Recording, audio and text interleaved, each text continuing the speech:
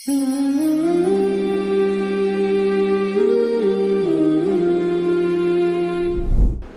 اللہ الرحمن الرحیم۔ سورہ یاسین کا مطالعہ کر رہے تھے 23ویں پارے میں سے۔ سورہ یاسین میں اللہ سبحانہ و تعالیٰ نے پچھلی قوموں میں سے ایک قوم کا قصہ بیان کیا کہ جن کی طرف جو ہے وہ ایک نبی کو بھیجا گیا، انہوں نے اس کا انکار کیا، پھر دوسرے کو بھیجا گیا،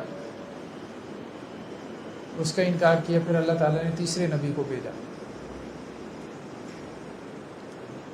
اب شہر کے ایک پرلے کنارے سے ایک شخص دوڑتا ہوا آیا اور اس نے اپنی قوم کے لوگوں کو کہا کہ تم نبیوں کی بات پہ ایمان کیوں نہیں لا رہے؟ تو اللہ تعالیٰ کسی کو ہدایت دے دیتا ہے، تو اس کو اللہ سبحانہ و تعالیٰ نے ہدایت دے دی۔ اب قوم نے اس کو قتل کر دیا اس جرم میں کہ اس نے نبیوں کی حمایت کی۔ جب اس کو قتل کیا گیا، یعنی اللہ کے راستے میں وہ شہید ہو گیا، تو اللہ نے اسے جنت میں داخل کر دیا۔ انی آمنت بربکم فاسمعوا۔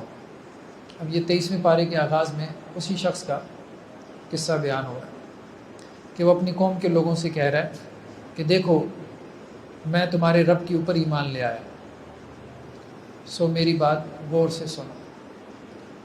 یعنی نبیوں کی دعوت کے نتیجے میں نے اپنے رب کو مان لیا، شرک کو چھوڑ دیا۔ قیل ادخل الجنہ، اب اس کو کہا گیا کہ تو جنت میں داخل ہو جا۔ اب یہاں قرآن میں یہ واضح نہیں ہے کہ اس کو شہید کیا گیا یا طبعاً اس کی وفات ہوئی۔ بعض مفسرین نے لکھا ہے کہ غالباً گمان یہی ہے کہ اسے اس کی دعوت کے نتیجے میں شہید کر دیا گیا، یا ہو سکتا ہے طبعاً بھی اس کی وفات ہوگی، تبھی موت ہوگی ہو۔ تو اللہ سبحانہ و تعالیٰ نے جیسی اس کی وفات ہوئی تو اللہ نے اس کے بارے میں کیا کہا؟ ادخل الجنہ، جنت میں داخل ہو جا۔ قال یا لیت قومی یعلمون۔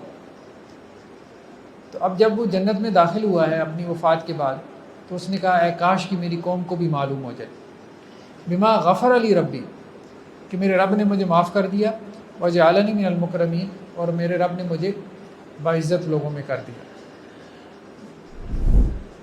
یہ خیر بہرحال ایک بہت بڑا آپ کہہ لیں کہ جی ہمارے لیے ایک کوشچن مارک ہے یا تجسس کا مقام ہے۔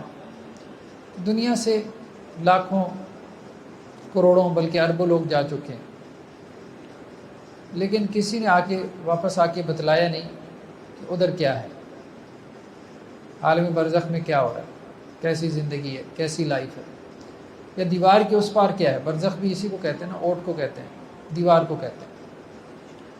تو وہاں سے جو بھی دیوار کے پیچھے جا رہا ہے تو کوئی خبر نہیں دے رہا۔ شاید اس کی وجہ یہ ہے کہ اللہ کی طرف سے اجازت نہیں ہے، اس کو الاؤ نہیں کیا گیا۔ اب یہ بندہ جب اس کی بھی وفات ہوئی اور اس کو جنت میں داخل ہونے کا حکم دیا گیا، تو اس نے بھی ایک خواہش کا اظہار ضرور کیا کہ اللہ نے مجھے جنت کی جن نعمتوں سے نوازا ہے، کاش کہ میں اپنی قوم کو بتا سکوں۔ تو اللہ نے اس کی خواہش کو نقل کر دیا۔ اللہ نے مجھے کتنی عزت دی، اللہ نے مجھے میرا کتنا اکرام کیا، مجھے کن نعمتوں میں اللہ نے رکھا ہے۔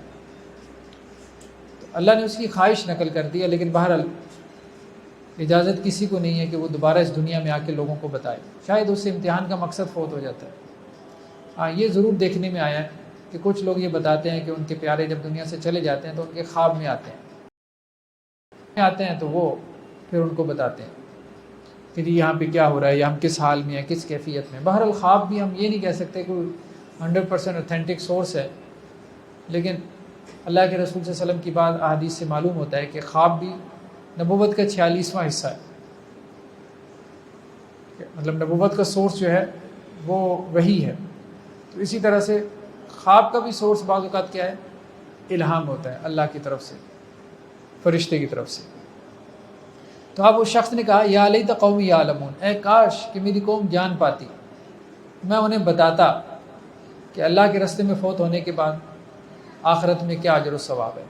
کاش کہ میں اپنی قوم کو خبر دے پاتا کہ جنت کیسی ہے، اللہ نے اس کے لیے کیسی نعمتیں تیار کر رکھی ہیں ان لوگوں کے لیے جو جنت کے لیے محنت کر رہے ہیں۔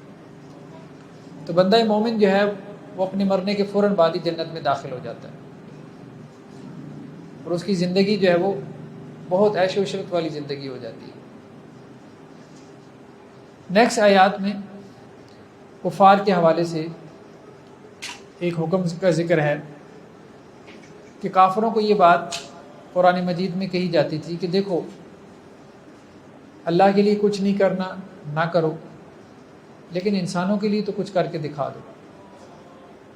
جیسے ہمارے ہاں ہیومینٹی کی بات ہوتی ہے، انسانیت کی بات ہوتی ہے، اب تو یہ بس خوبصورت نعرے رہ گئے ہیں۔ صحیح بات یہی ہے، خدمت خلق، ویلفیئر کا کام، ہیومینٹی، مذہب کو کوسنے کے لیے بس یہ خوبصورت نعرے بنا لیے گئے ہیں، لیکن ہیومینٹی کا کام جتنا مذہب کی بنیاد پہ ہوتا ہے شاید ہی کسی اور کانسیپٹ کی بنیاد پہ ہوتا ہو۔ یعنی یہ مذہب ہی ہے جو آپ کو انسانوں کے کرنے کا بھی حکم دیتا ہے کہ انسانوں کے ساتھ اچھا کرو۔ وَإِذَا قِيلَ لَهُمْ أَنفِقُوا مِمَّا رَزَقَكُمُ اللَّهُ، اور جب ان سے کہا جاتا ہے یعنی کافروں سے، دیکھو اللہ نے جو تمہیں رزق دیا اس میں سے خرچ کرو۔ اب خرچ بھی کس پہ کرنا ہے؟ چلو اللہ پہ، اللہ کے راستے میں نہیں خرچ کر رہے، اپنے جیسے انسانوں پہ خرچ کر دو، اپنے بھائی بندوں پہ خرچ کر دو۔ قال الذین کفروا للذین آمنوا، تو کافر اہل ایمان سے کہتے ہیں انطعم من لو یشاء اللہ اطعمہ، ہم اس کو کھلائیں کہ اگر اللہ تعالیٰ چاہتا تو اللہ خود بھی اس کو کھلا سکتا تھا۔ یعنی کٹ حجتی پہ اتر آتے ہیں۔ جب انہیں کہا جاتا ہے کہ بھائی غریب اور مسکین لوگوں کے اوپر خرچ کرو تو کیا کہتے ہیں؟ بھائی اللہ نے انہیں غریب اور مسکین بنایا، تو جسے اللہ نے غریب اور مسکین رکھا ہے تو میں اس کو کیوں کھلاؤں؟ جسے اللہ نے بھوکا رکھا ہے تو میں اس کو کیوں کھلاؤں؟ مطلب انسان کی عقل ایسی ہے، انکار کرنے پر آئے تو انکار کی 100 دلیلیں گھڑ لیں، ماننے پر آئے تو ماننے کی 70 دلیلیں جو ہے وہ آپ کو سجا دے۔ ان انتم الا فی ضلال مبین، تم تو سری غلطی پر ہو۔ تو مشرکین مکہ کا بھی یہی معاملہ تھا، جب انہیں کہا جاتا تھا کہ غرباء اور مساکین کے اوپر خرچ کرو۔ دیکھیں اگر کوئی ایمان کی نیکی کی طرف آ جاتا ہے تو بہت اچھی بات ہے، لیکن اگر کوئی کافر ایمان کی نیکی کی طرف نہیں بھی آتا تو ہمیں اسے کسی نہ کسی نیکی پہ ضرور لگا دینا چاہیے، اور نہ صحیح خدمت خلق کی نیکی پہ اس کو لگا دیں۔ اب یہ کانسیپٹ تو ہے نا، اب سکھوں میں یہ کانسیپٹ ہے، خدمت خلق کا کانسیپٹ ہے، آپ دیکھتے ہیں کرسچینٹی میں ہے۔ اب پشاور میں ہم دیکھتے ہیں بہت ساری مطلب ایسی نیوز آ رہی ہوتی ہیں کہ وہ مسلمانوں کو روزہ افطار کروا رہے ہیں، اچھی بات ہے، یہ کانسیپٹ ایک اچھا کانسیپٹ ہے، ہیومینٹی کا کانسیپٹ۔ اب سکھوں میں جیسے لنگر خانے کا کانسیپٹ ہے، بہت اچھا کانسیپٹ ہے۔ کرسچینٹی میں جیسے خدمت خلق کا کانسیپٹ ہے۔ ہاں پھر وہ جو مشنریز ہوتے ہیں وہ دوسری طرف لے جاتے ہیں کہ خدمت خلق کے بہانے وہ کیا کرتے ہیں، اپنے مذہب میں داخل کرنے کی کوشش کرتے ہیں، وہ ایک دوسری انتہا ہے۔ لیکن بہرحال میجورٹی ہمارے یہاں مختلف مذاہب میں ایسے لوگوں کی بھی ہے جو خدمت خلق برائے خدمت خلق کر رہے ہیں، ہیومینٹی کا درد ہے، انسانوں کا درد ہے، بھئی ہم نے انسانوں کا کرنا ہے، تو یہ بھی اچھی بات ہے، اس کو بھی اپریشیٹ کرنا چاہیے۔ تو بہرحال ایمان کی نیکی کی طرف کوئی آ جاتا ہے تو بہت اچھی بات ہے، لیکن اگر ایمان کی نیکی کی طرف نہیں بھی آتا، چلو انسانوں کی خدمت کر رہا ہے تو اس کو بھی ہم اپریشیٹ کریں گے، کچھ نہ کچھ تو کر ہی رہا ہے۔ اللہ کے رسول صلی اللہ علیہ وسلم نے فرمایا کہ جب بندہ مومن کوئی نیکی کرتا ہے تو اللہ تعالیٰ اسے آخرت میں اجر دیتے ہیں، لیکن جب کافر کوئی نیکی کرتا ہے اللہ تعالیٰ اسے بھی اجر دیتے ہیں، ایسا نہیں ہے کہ اسے اجر نہیں دیتے، لیکن اسے اس کا اجر دنیا میں ہی دے دیتے ہیں، اس کے مال و دولت میں اضافہ کر دیں گے، اسے دنیا میں جو ہے وہ کچھ خیر، کچھ نعمت، کچھ شہرت، کچھ فیم، کچھ سوشل سٹیٹس، کچھ نہ کچھ اللہ تعالیٰ اس کو دنیا میں دے دیں گے، اسے اس کا ریوارڈ ضرور دیں گے۔ تو اللہ تعالیٰ نیکی کا ریوارڈ ضرور دیتے ہیں، آخرت میں نہ ملے دنیا میں ضرور مل جاتا ہے۔ تو یہاں پہ یہ بات کہی جا رہی ہے کہ کافروں سے بھی اس چیز کا تقاضا کیا گیا کہ وہ بھی کچھ نہ کچھ نیکی کریں۔ تو ہمارا دین یہ چاہتا ہے، قرآن یہ چاہتا ہے کہ بس خیر کا کام ہو، زیادہ سے زیادہ خیر کا کام ہو۔ چلو وہ والا خیر کا کام تم نہیں کر سکتے، وہ نیکی تم نہیں کر سکتے جو تمہیں لگ رہا ہے کہ تمہیں اپنا دین چھوڑنا پڑے گا، تو تمہارے اپنی دین میں جو نیکی کا کانسیپٹ ہے، تصور ہے، وہی کر لو، وہی کر لو، اس کے مطابق ہی نیکی کر لو۔ تو آج بھی ہم دیکھتے ہیں یہودیت میں، کرسچینٹی میں، بائبل کے اندر بہت سے گناہوں سے ان کو روکا گیا، شرک نہیں کرنا، زنا نہیں کرنا، چوری نہیں کرنی، جھوٹی قسم نہیں اٹھانی، کسی کو جان کو قتل نہیں کرنا، جھوٹ نہیں بولنا، دھوکہ نہیں دینا۔ ویسے کانسیپٹ آپ کو ہندو مت میں بھی مل جاتے ہیں، ہر مذہب کے اندر اخلاقیات کا کچھ نہ کچھ کانسیپٹ موجود ہے، ویلیوز موجود ہے، تو کم از کم انہیں ہم متوجہ کر سکتے ہیں بھائی تمہارے اپنے مذہب میں جو بیسک ایتھکس ہیں،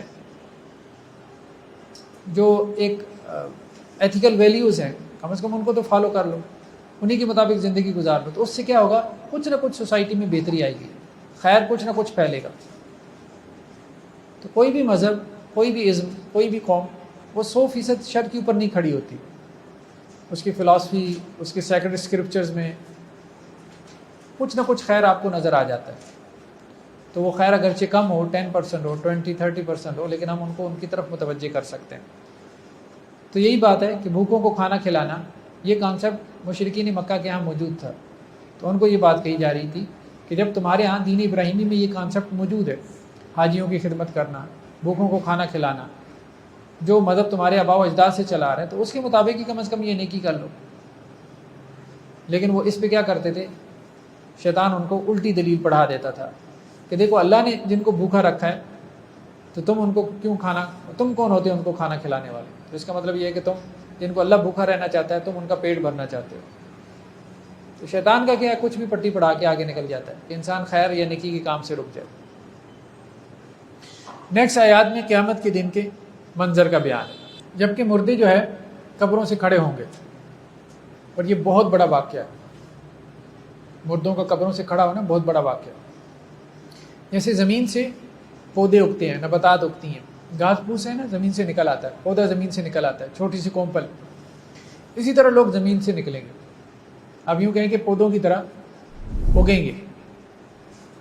وَنُفِخَ فِي الصُّورِ فَإِذَا هُم مِّنَ الْأَجْدَاثِ إِلَىٰ رَبِّهِمْ يَنْسِلُونَ، اور جب سور میں پھونکا جائے گا، حضرت اسرافیل علیہ السلام ایک مرتبہ سور میں پھونکیں گے، سب کچھ تباہ ہو جائے گا، سب کچھ ختم ہو جائے گا۔ دوسری مرتبہ سور میں پھونکیں گے تو اب سب کچھ جو ہے وہ زندہ ہو جائے گا، اور درمیان میں کتنا وقفہ ہے، بعض روایتوں میں آتا ہے کہ 40، یعنی 40 سال کا تقریباً وقفہ ہوگا کہ جس میں کچھ بھی زندہ نہیں رہے گا، سب کچھ ختم ہو جائے گا، سب کچھ، ایون کہ فرشتے بھی، صرف اللہ کی ذات باقی رہ جائے گی۔ وَنُفِخَ فِي الصُّورِ، اور سور میں پھونکا جائے گا، فَإِذَا هُم مِّنَ الْأَجْدَاثِ إِلَىٰ رَبِّهِمْ يَنْسِلُونَ، تو وہ سب اپنی قبروں سے نکل کر اپنے رب کی طرف دوڑ پڑیں گے۔ جب دوسری مرتبہ اسرافیل علیہ السلام سور پھونکیں گے تو سب لوگ قبروں سے کھڑے ہو جائیں گے اور میدان حشر کی طرف دوڑیں گے۔ میدان حشر کہاں لگے گا؟ میدان عرفات، جہاں حج کا خطبہ پڑھا جاتا ہے، میدان عرفات، اسی کو اللہ تعالیٰ پھیلا دیں گے۔ پہاڑوں کے بارے میں آتا ہے نا، اللہ تعالیٰ ان کو روئی کی گالوں کی طرح ہوا میں اڑا دیں گے، پورا یہ جو زمین ہے یہ چٹیل میدان ہو جائے گی، پلین گراؤنڈ ہو جائے گا، پلین گراؤنڈ، سعیدن جروزا، یہ الفاظ قرآن نے استعمال کیے۔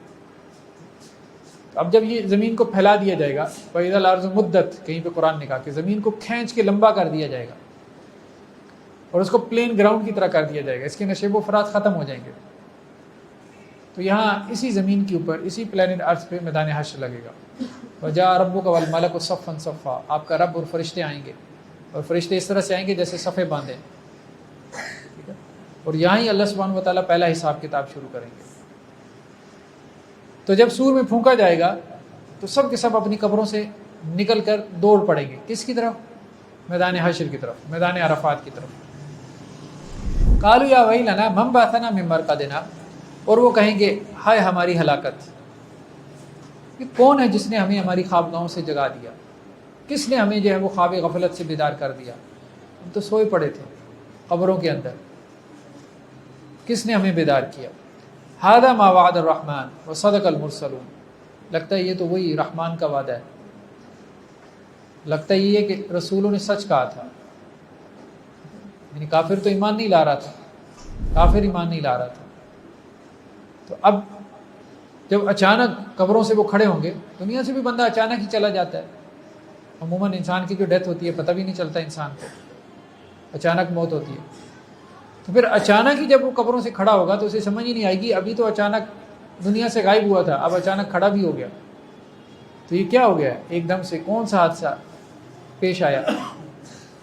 تو اب وہ سوچے گا کہ اچھا یہ تو وہی بات ہے کہ رسول آ کے کہتے تھے کہ ایک دن اللہ کے سامنے کھڑے ہونا ہے، تو لگتا ہے کہ پھنس گیا وہ بات سچ ثابت ہوگی، جس میں ہم شک شبہ کا اظہار کرتے رہے تو وہ بات ٹھیک ثابت ہوگی۔ تو یہ تو رحمان کا وعدہ لگ رہا ہے، اور یہ تو محسوس ہو رہا ہے کہ رسولوں نے سچ کہا تھا۔ ان کانت الا صیحۃ واحدہ، بس ایک زور کی آواز ہوگی، فاذا ہم جمیع لدینا محضرون، تو سب کے سب ہمارے سامنے حاضر ہو جائیں گے ایک دم سے. فرشتہ ایک زور کی آواز نکالے گا, اس کے بعد کسی کی جرت نہیں ہوگی, کسی کی جرت نہیں ہوگی کہ اس آواز کے اوپر لبیک نہ کہے. سب اس آواز کے پیچھے پیچھے وہاں پہنچ جائیں گے کہ وہ آواز ان کو کھینچ کے لے جائے گی میدان حشر کے اندر, اور جمع ہو جائیں گے اللہ کے سامنے. نیکسٹ جب اللہ سبحانہ و تعالیٰ میدان حشر میں مکالمہ کریں گے اپنے بندوں سے, تو ان مکالمات کا تذکرہ ہے سورہ یاسین کے اندر. سورہ یاسین کے بارے میں بعض روایتوں میں یہ بھی آتا ہے, لیکن وہ روایتیں صحیح نہیں ہیں, ضعیف ہیں. یہ بعض اہل علم نے کہا کہ وہ موضوع ہیں, من گھڑت فیبریکیٹڈ روایتیں ہیں کہ جو بندہ فوت ہو رہا ہو تو اس کے اوپر سورہ یاسین پڑھو. ایسی کوئی روایت ثابت نہیں. ہاں یہ بات بہرحال مشاہدے میں آئی ہے, یا بعض لوگ نقل کرتے ہیں کہ اگر کوئی بندہ نزع کے عالم میں ہو, فوت ہو رہا ہو, تو اس کے اوپر قرآن پڑھا جائے تو اس کی جان آسانی سے نکل جاتی ہے. بہرحال اللہ کے کلام میں اثر تو ہے, اس کا ہم انکار نہیں کر سکتے. تو بھلے کوئی حدیث نہ بھی ہو اس حوالے سے, لیکن یہ ہے کہ نزع کے عالم میں اگر آپ کسی کے اوپر قرآن پڑھتے ہیں, مطلب اس نیت کے ساتھ کہ اللہ تعالیٰ اس کے لیے آسانی کرے. بعض لوگوں کی جان بہت مشکل سے نکلتی ہے, 10-10 12-12 گھنٹے جان جو ہے وہ ہنسلی میں حلق میں اٹک جاتی ہے, نکلتی ہی نہیں. تو ایسے میں وہ ایک بہت اذیت کی کیفیت میں ہوتے ہیں. تو اب آپ کیا کر سکتے ہیں؟ کچھ بھی نہیں کر سکتے. ان کے لیے دعا کر سکتے ہیں, یا ایسے میں اگر کوئی کہے کہ میں قرآن پڑھوں, ہاں قرآن بھی پڑھ. ایسی آیات قرآن کی خاص طور پہ کہ جن میں اللہ کی رحمت, اللہ کی شفقت, اللہ کی جو ہے وہ رحمت کی وسعتوں کا بیان ہے, اس کے ذریعے سے وہ اپنے رب کو, اپنے پروردگار کو متوجہ کریں کہ اللہ تعالیٰ اس بندے پہ رحم فرمائے. تو خیر بہرحال تو یہ وہ مکالمات ہیں جو اللہ سبحانہ و تعالیٰ میدان حشر میں فرمائیں گے. تو ان میں سے ایک مکالمہ مجرمین سے بھی ہوگا, اللہ تعالیٰ کے نافرمانوں سے. وَامْتَازُوا الْيَوْمَ أَيُّهَا الْمُجْرِمُونَ, اے مجرموں آج کے دن تم ذرا علیحدہ ہو جاؤ. ٹھیک ہے, سارے لوگ جمع ہوں گے میدان حشر میں, تو مجرموں کو کہا جائے گا بھائی تم علیحدہ ہو جاؤ. اب ایسا نہیں ہوگا کہ جی کوئی علیحدہ ہو رہا ہے, نہیں ہو رہا, بس ٹھیک ہے, جو مجرم ہوگا جب کہا جائے گا تو وہ خود ہی علیحدہ ہو جائے گا. یہ دنیا کا اختیار ہے, آخرت میں اس کا یہ اختیار ختم ہو جائے گا. اب اس کا اختیار نہیں چلے گا. اب تو وہ آواز کے اوپر لبیک کہے گا. یہاں تک بھی قرآن یہ کہتا ہے کہ اس کی اپنی جلد, اس کی اپنی سکن, اس کے اپنے ہاتھ, اس کے اپنے پاؤں اس کے خلاف گواہی دیں گے. اور وہ کہے گا تمہیں بچانے کے لیے میں جھوٹ بول رہا تھا اور تم میرے خلاف گواہی دے رہے ہو. وہ کہیں گے بس آج ہمارے اوپر اپنا اختیار باقی نہیں رہ گیا, آج اللہ کا اختیار ہے جو ہمارے اوپر چل رہا ہے. انطقنا اللہ الذی انطق کل شیء, آج ہمیں اس نے قوت گویائی دی, اس نے ہمیں بلوایا جس نے ہر چیز کو قوت گویائی دی, ہر چیز کو بلوایا. وامتازوا اليوم ایھا المجرمون, اے مجرموں ایک تو تم علیحدہ ہو جاؤ. الم اعہد الیکم یا بنی آدم الا تعبدوا الشیطان, اے بنی آدم, اے اولاد آدم, کیا میں نے تم سے یہ وعدہ نہیں لیا تھا, کیا میں نے تمہارے اوپر یہ ذمہ داری نہیں ڈالی تھی کہ تم نے شیطان کی عبادت نہیں کرنی. انہ لکم عدو مبین, شیطان تمہارا کھلا دشمن ہے, میں نے تمہیں سمجھایا تھا, بتایا تھا. وان اعبدونی, اور میری عبادت کرنا, ھذا صراط مستقیم, یہی سیدھا رستہ ہے. دیکھیں شیطان کی عبادت کا کیا مطلب ہے؟ شیطان کی عبادت کا تو یہ تھوڑی مطلب ہے کہ شیطان کی تصویر بنا کے لوگ اس کی پوجا کریں. ایسا تو بہت کم لوگ کرتے ہیں, ویسے کرتے ہیں, ٹھیک ہے, سیٹنزم بھی. اب ویسٹ میں باقاعدہ ایک مذہب ہے, ایک ریلیجن ہے, بہت سے چرچز کو انہوں نے خرید کے کیا کیا ہے, شیطان کی پوجا کے لیے وقف کر دیا, وہاں باقاعدہ شیطان کو پوجتے ہیں. لیکن ایسے لوگ بہت کم ہیں جو شیطان کو سجدہ کرتے ہیں, شیطان کی تصویر کی پوجا کرتے ہیں, شیطان کو خوش کرنے کے لیے جو ہے وہ چڑھاوے اور نظریں اور نیاز وغیرہ جو ہے وہ دیتے ہیں. ایسے لوگ بھی ہیں, ایسے شیطان کو سجدہ کرنے والے بھی ہیں, لیکن کم لوگ ہیں. اکثر و بیشتر نے جو شیطان کی عبادت کی ہوگی کیسے, کہ اپنے رب کی جگہ پہ انہوں نے شیطان کو, ابلیس کو رکھ لیا. جہاں اللہ کو ہونا چاہیے تھا وہاں انہوں نے شیطان اور ابلیس کو رکھ لیا. جس طرح سے اللہ کی اطاعت ہونی چاہیے تھی ویسے وہ شیطان کے پیچھے چل پڑے. اس کو قرآن نے کہا کہ شیطان کی عبادت سے تمہیں منع کیا تھا, پھر تم شیطان کی عبادت کرتے رہے. اب ایسے میں وہ انکار نہیں کریں گے کہ ہم نے تو یا اللہ شیطان کو کب سجدہ کیا, ہم نے تو کب عبادت کی. اس سے مراد یہ نہیں ہے کہ شیطان کو سجدہ کرنا, اس سے مراد یہ ہے کہ شیطان کے پیچھے چلنا. وَلَقَدْ أَضَلَّ مِنْكُمْ جِبِلًّا كَثِيرًا, دیکھو شیطان نے تم میں سے بہتوں کو گمراہ کر دیا. أَفَلَمْ تَكُونُوا تَعْقِلُونَ, کیا تمہارے اندر کوئی عقل نہیں تھی, کسی نے کوئی نصیحت یا عقل مت تمہیں نہیں دی تھی کہ شیطان کے پیچھے چل پڑے. اور شیطان کا معاملہ کیا ہے؟ شیطان تو صرف آپ کو سبز باغ دکھاتا ہے اور کچھ بھی نہیں کرتا.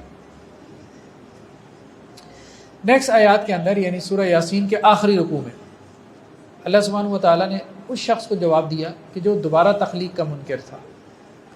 مشرکین مکہ کے اندر جب آپ وسلم نے قرآن کی دعوت رکھی تو قرآن کی دعوت میں ایک چیز یہ بھی تھی, آخرت, دوبارہ اللہ نے زندہ کرنا ہے, دوبارہ اللہ نے پیدا کرنا ہے. آخرت کا مطلب یہی ہے نا کہ دوبارہ اللہ تعالیٰ قبروں سے زندہ کر کے کھڑا کر دیں گے اور ایک نئی زندگی ہے.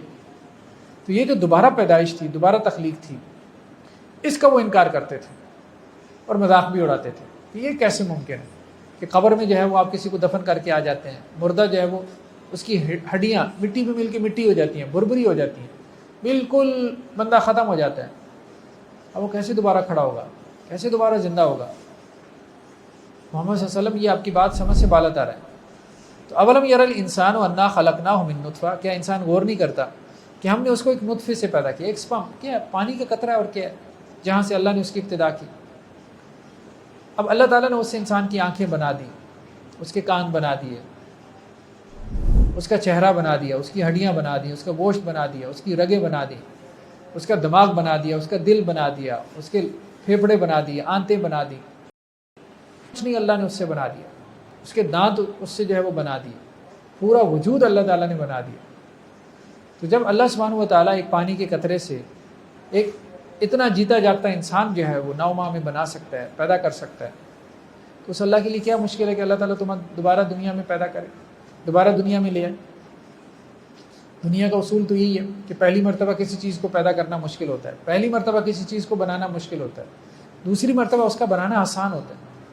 تو اولم یر الانسان انا خلقناہ من نطفہ، کیا انسان نے غور نہیں کیا کہ اس کی پہلی مرتبہ پیدائش کس سے ہوئی ہے؟ اگر وہ غور کرتا تو دوسری مرتبہ پیدائش کا انکار نہ کرتا، دوسری مرتبہ پیدائش میں شک و شبے کا اظہار نہ کرتا. تو پہلی مرتبہ کون سا اس نے خود پیدا کر لیا ہے اپنے آپ کو؟ وہ پہلی مرتبہ بھی تو پیدا ہو گیا ہے نا. اب یہ سوچے کہاں سے آ گیا ہے، کس نے بنایا، کون ہے کریٹر؟ وہ خود تو نہیں ہے نا، کسی نے پیدا کیا. تو جس نے پہلی مرتبہ بنا دیا تو وہ دوبارہ بھی بنا لے گا. بھائی تمہیں اس میں کیا پریشانی، کیا دقت ہے؟ وَضَرَبَ لَنَا مَثَلًا وَنَسِيَ خَلْقَهُ، اور یہ انسان ہمارے لیے مثالیں بیان کرتا ہے اور اپنی پیدائش کو بھول جاتا ہے. قَالَ مَن يُحْيِي الْعِظَامَ وَهِيَ رَمِيمٌ، ہمیں یہ کہتا ہے کہ ہڈیوں کو کون زندہ کرے گا جبکہ وہ بربری ہو جاتی ہیں، مٹی میں مل کے مٹی ہو جاتی ہیں. یعنی یہ ایسا بھی آتا ہے روایات میں، تفسیری روایات میں، قریش مکہ میں سے ایک کوئی پرانی کسی مردے کی ہڈی اٹھا کے لے آیا اور اپنے ہاتھ میں اس نے اس کو اس طرح سے کیا، ٹھیک ہے، وہ مٹی راکھ بن گئی، راکھ بن کے جو ہے اس نے ایسے جیسے ہوا میں بکھیر دی، اور پھر کہا کہ محمد صلی اللہ علیہ وسلم کیا یہ زندہ ہوگا، یہ زندہ ہوگا. تو اس پہ قرآن نے کہا کہ ہمارے لیے مثالیں بیان کر جاتا. اب یہ انسان اتنا بڑا ہو گیا کہ اپنے رب کو مثالیں بیان کرتا ہے اور اپنی پیدائش کو بھول گیا. کہاں سے آیا ہے تو؟ ذرا اپنی پیدائش کو، اپنے اوریجن کو دیکھنا، کہاں سے آیا تو؟ اس کو بلا کے ہمیں مثالیں بیان کرے گا تو؟ قُلْ يُحْيِي الَّذِي أَنشَأَ أَوَّلَ مَرَّةٍ، آپ ان سے کہہ دیں وہی اللہ تعالیٰ دوبارہ زندہ کرے گا جس نے پہلی مرتبہ تمہیں پیدا کیا. پہلی مرتبہ تم کہاں تھے؟ کچھ بھی نہیں تھے تم. وَهُوَ بِكُلِّ خَلْقٍ عَلِيمٌ، اور اللہ سبحانہ و تعالیٰ سب قسم کا پیدا کرنا جو ہے وہ اللہ تعالیٰ جانتا ہے. اس نے کیسے پیدا کرنا ہے یہ اس کے علم میں، اس کے نالج میں. نیکسٹ سورہ صافات ہے. سورہ یاسین کے بعد سورہ صافات ہے. سورہ صافات بھی مکی صورت ہے، اس کے مضامین بھی مکی صورتوں والے ہیں. توحید کا بیان ہے، آخرت کا بیان ہے، اور اسی طرح سے جو ہے وہ پچھلے انبیاء کے قصص کا بیان ہے. تو شروع میں ایک اس زمانے کے آپ کہہ لیں کہ جی انسٹیٹیوٹ کی طرف اشارہ ہے، جیسے کہانت کا انسٹیٹیوٹ کہا جاتا تھا. کہانت کسے کہتے ہیں؟ فارچون ٹیلر، مستقبل کی خبریں دینے والے. اس زمانے میں بھی تھے اور آج کل بھی ہیں. بس آپ کہہ لیں کہ جی وہ انداز بدل گیا. اب وہ جو آپ کا ویکلی میگزین ہوتا ہے تو اس میں وہ پبلش کرتے ہیں کہ جی آپ کا ہفتہ کیسا رہے گا، یا پامسٹری والے ہیں آپ کا ہاتھ دیکھ کے آپ کو بتاتے ہیں کہ جی ہاں آپ کی شادی ہونی ہے نہیں ہونی، کتنی شادیاں ہونی ہیں، وہ مطلب جو بھی ہے. پھر ستاروں کو ملانے والے ہیں، ٹھیک ہے، اور ان کے بارے میں یہ سمجھتے ہیں کہ جی ان کا ہماری زندگی میں بڑا عمل دخل ہے. بس لوگوں کی بہت زیادہ توہمات ہیں، سپرسٹیشنز ہیں، اور ایسے لوگ اپنے ان توہمات سے نکلتے بھی نہیں. ہمارے دین نے ان کو شرک قرار دیا، شرک قرار دیا. ہماری زندگی میں نہ تو سٹارز کا کوئی اثر ہے، نہ کسی اور چیز کا کچھ اثر ہے، نہ ہی پتھروں کا اثر ہے. بعض لوگ کیا کرتے ہیں، ہاتھوں میں انگوٹھیاں پہن لیتے ہیں اور ان کے بارے میں ان کے بڑے عجیب و غریب قسم کے گمان ہوتے ہیں. اچھا فلاں پتھر پہنا تو اس کا یہ اثر ہوگا. یہ سب شرک میں آ جاتا ہے، سب شرک میں آ جاتا ہے. انسانی زندگی کے اوپر اصل اثر کس کا ہے؟ اللہ سبحانہ و تعالیٰ کے، پروردگار کی ذات کا ہے. تو اس زمانے میں بھی ایک کہانت کا انسٹیٹیوٹ تھا. کاہن ہوتے تھے، فارچون ٹیلرز ہوتے تھے، جو مستقبل کی خبریں دیا کرتے تھے. خاص طور پہ بادشاہوں نے بھی ان کو جو ہے وہ اپنے قریب رکھا ہوتا تھا، کیونکہ انہیں جنگیں لڑنی ہوتی تھیں تو وہ ان سے خبریں لیتے تھے، پوچھتے تھے اچھا فلاں جنگ لڑنی ہے نہیں لڑنی. ایون کہ بادشاہوں کا معاملہ یہ بھی ہوتا تھا کہ کوئی شادیاں بھی کرنی ہوتی تھی ان سے پوچھ کے کرتے تھے. آج بھی ہمارے یہاں آپ دیکھ رہے ہیں، آپ کے پرائم منسٹرز ہیں، آپ کے پریزیڈنٹس ہیں، آپ کے چیف منسٹرز ہیں، سب اسی قسم کے ضعیف الاعتقاد لوگ ہیں، مطلب سب نے کوئی نہ کوئی بابا رکھا ہوگا، اور اس بابے سے جو ہے وہ پوچھ رہے ہوں گے اچھا یہ شادی جو ہے وہ فلاں مہینے کی فلاں تاریخ کو ہونی چاہیے۔ یہ سب توہمات ہمارے یہاں اب بھی ہیں، پڑھے لکھے لوگوں کے اندر ہیں۔ تو یہ سب جو ہے وہ آپ کہہ لیں کہ جی شرک کی باقیات ہیں جو اس قوم میں جو ہے وہ باقی رہ گئی ہیں۔ اس زمانے میں کیا ہوتا تھا کہ وہ جو جنات تھے وہ آسمانی دنیا تک چلے جاتے تھے۔ جب آسمانی دنیا تک چلے جاتے تھے تو اب اللہ سبحانہ و تعالیٰ فرشتوں کو حکم دیتے تھے، ملائے اعلیٰ کے جو اللہ کے قریبی مجلس کے فرشتے ہوتے تھے ان کو ایک حکم ملتا تھا، تو وہ حکم پھر ان فرشتوں سے نیچے ٹرانسفر ہوتا تھا، 7ویں آسمان، پھر 7ویں سے 6، پھر 5ویں، چوتھے، تیسرے، دوسرے اور سب سے نچلے جسے ہم آسمان دنیا کہتے ہیں، وہاں وہ حکم ٹرانسفر ہوتا تھا۔ وہ ٹرانسفر جیسے ایک چین آف کمانڈ ہوتی ہے نا آرمی کے اندر، ہم دیکھتے ہیں کہ اوپر سے نیچے حکم ٹرانسفر ہوتا ہے، تو اسی طرح سے اللہ کے ہاں بھی اسی طرح سے معاملہ ہے، اوپر سے وہ حکم نیچے کی طرف ٹرانسفر ہوتا ہے۔ تو وہ جب آسمانی دنیا کے فرشتوں تک وہ حکم پہنچتا تھا تو وہ آپس میں ڈسکس کرتے تھے کہ کیا حکم ملا ہے۔ تو ایسے میں یہ شیاطین اوپر جاتے تھے، جنات، ان میں سے کچھ ایسے ہیں کہ جن کو اڑنے کی طاقت دی گئی ہے، ان شیاطین میں سے جنہیں طیار کہتے ہیں، لیکن وہ جتنے بھی طاقتور ہوں لیکن انسان کے مقابلے میں بہت کمزور ہیں۔ یہ بات ذہن میں رکھیں، جنات انسان کے مقابلے میں بہت کمزور ہے، بہت کمزور ہے، بھلے کتنا ہی طاقتور کیوں نہ ہو۔ اللہ تعالیٰ نے انسان کے اندر جو روح رکھ دی ہے، اس روح کو اللہ نے بہت قوت بخشی، اللہ نے اس روح کی نسبت اپنی طرف کی ہے، وَنَفَخْتُ فِيهِ مِن رُوحِي، کہ میں نے اپنی روح میں سے آدم کے اندر جو ہے وہ پھونک دیا۔ بہرحال اس کی تفصیل میں ہم نہیں جا رہے کہ اس روح سے کیا مراد ہے، لیکن بہر اس روح کی وجہ سے انسان اشرف المخلوقات ہے، تمام مخلوقات سے برتر ہے۔ تو یہ جب جنات اوپر جاتے تھے اور فرشتوں کی باتیں جو ہے وہ کان لگا کے سنتے تھے، تو ایسے میں فرشتے کیا کرتے تھے، ایک کوڑا ان کی طرف پھینکتے تھے، آگ کا ایک کوڑا، جسے قرآن نے شہاب ثاقب کہا، اور اس کی وجہ سے پھر یہ شیاطین جو ہے وہ دم دبا کے وہاں سے بھاگتے تھے اور نیچے آ جاتے تھے۔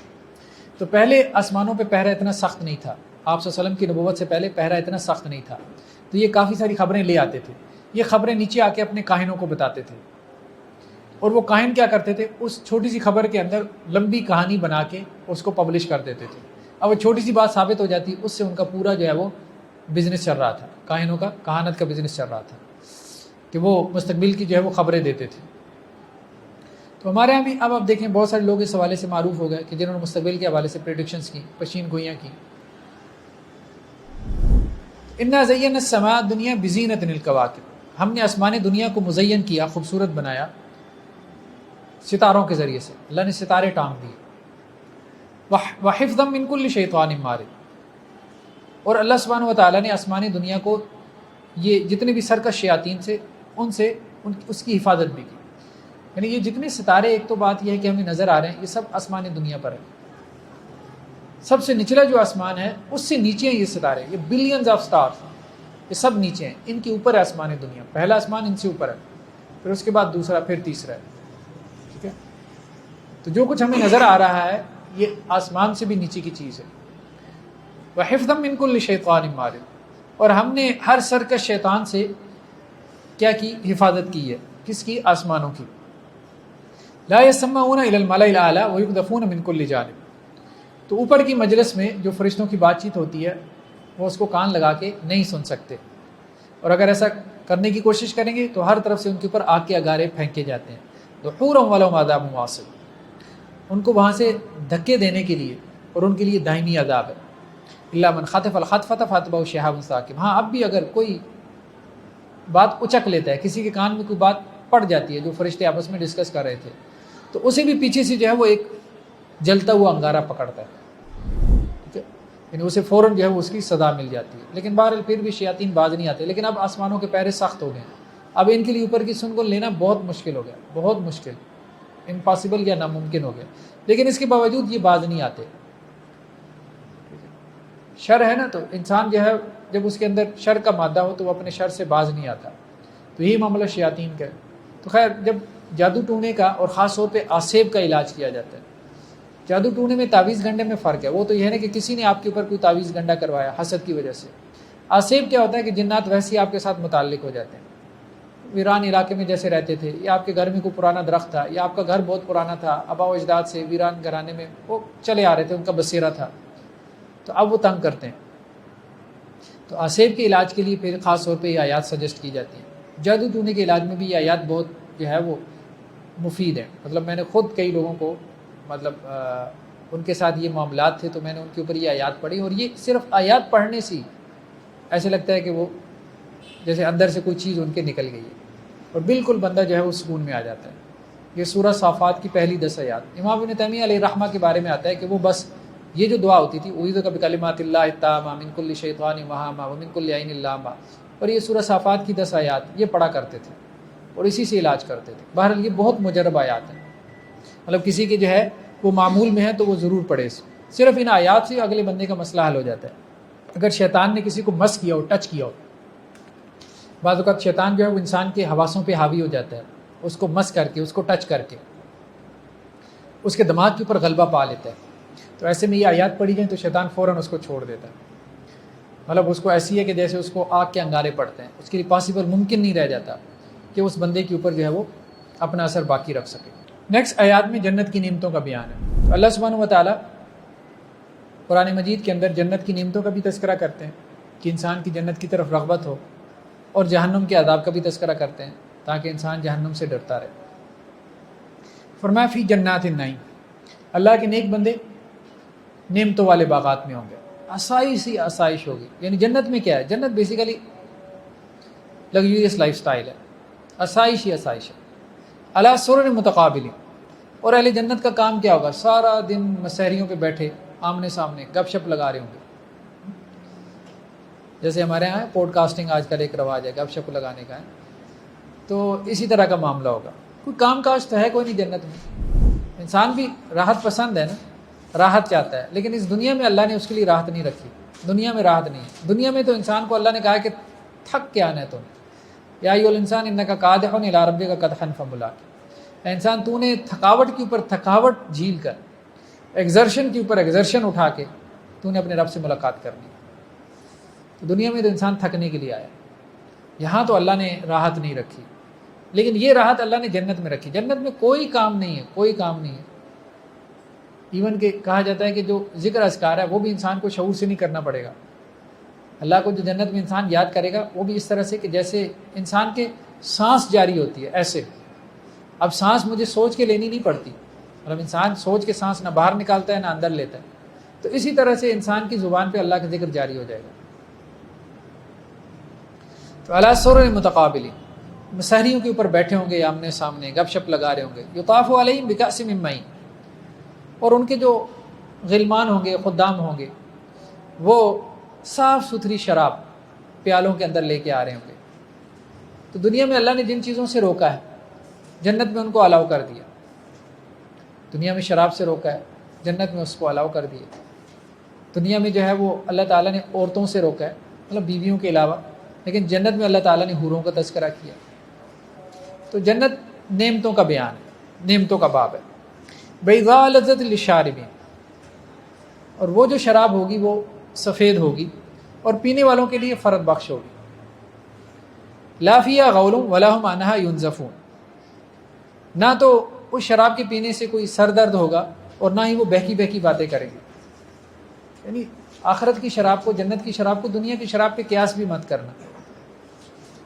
لذت تو اس میں دنیا کی شراب سے بہت بڑھ کے ہوگی, لیکن ایسا نہیں ہے کہ جیسے دنیا کی شراب پینے کے بعد انسان اپنے حواسوں میں نہیں رہتا, اس کو گالم گلوچ کی اور اس کو بک بک کی, ایسا نہیں ہوگا. تو وہ آخرت کی جو شراب ہے اس سے سر درد بھی نہیں ہوگا, سر بھاری بھی نہیں ہوگا, اور اس سے وہ بہکی بہکی باتیں بھی نہیں کرے گا. وَإِنَّهُمْ قَاصِرَاتُ الطَّرْفِ, اور اہل جنت کے پاس نیچی نگاہوں والی عورتیں ہوں گی جن کی آنکھیں موٹی ہوں گی. بعض لوگوں نے ترجمہ موٹی آنکھوں والی حوریں کی ہے, بعض نے سفید آنکھوں والی بہرحال. اور اس میں توجہ یہی بیان کی جاتی تھی کہ عربوں میں جو ایک حسن کا معیار تھا قرآن نے اس کو مد نظر رکھا. تو قاصرات الطرف, قاصرات الطرف سے کیا مراد ہے؟ ان کے حیا کی طرف اشارہ ہے کہ انہوں نے اپنی نگاہوں کو نیچے رکھا ہوا, یعنی اپنے شوہر کے علاوہ کسی کی طرف وہ نگاہ اٹھا کے نہیں دیکھیں گے. جیسے قرآن نے ایک اور جگہ پہ کہا لم یطمثن انس قبلہم ولا جان, کہ وہ ایسی عورتیں ہوں گی کہ جنہیں ان سے پہلے, یعنی ان کے جنتی شوہروں سے پہلے نہ کسی مرد نے ٹچ کیا ہوگا انسانوں میں سے, نہ کسی جن نے. تو عندہم قاصرات الطرف, تو ان اہل جنت کے پاس حوریں ہوں گی کہ جنہوں نے شرم اور حیا کی وجہ سے اپنی نگاہوں کو جھکایا ہوگا اور ان کی آنکھیں موٹی ہوں گی. کأنہن بیض مکنون، گویا کہ وہ سفید انڈے ہوں جن کو چھپا دیا گیا، یعنی قرآن نے تشبیہ دی ہے جنت کی عورتوں کو۔ اچھا یہ بھی ہمارے ہاں ہے، بعض ماڈرنسٹ طبقہ ہے وہ یہ کہتے ہیں کہ جی جنت میں حوریں شوریں کوئی نہیں ہے، یہ دنیا والی بیوی ہے، بس یہی جنت میں ملے گی۔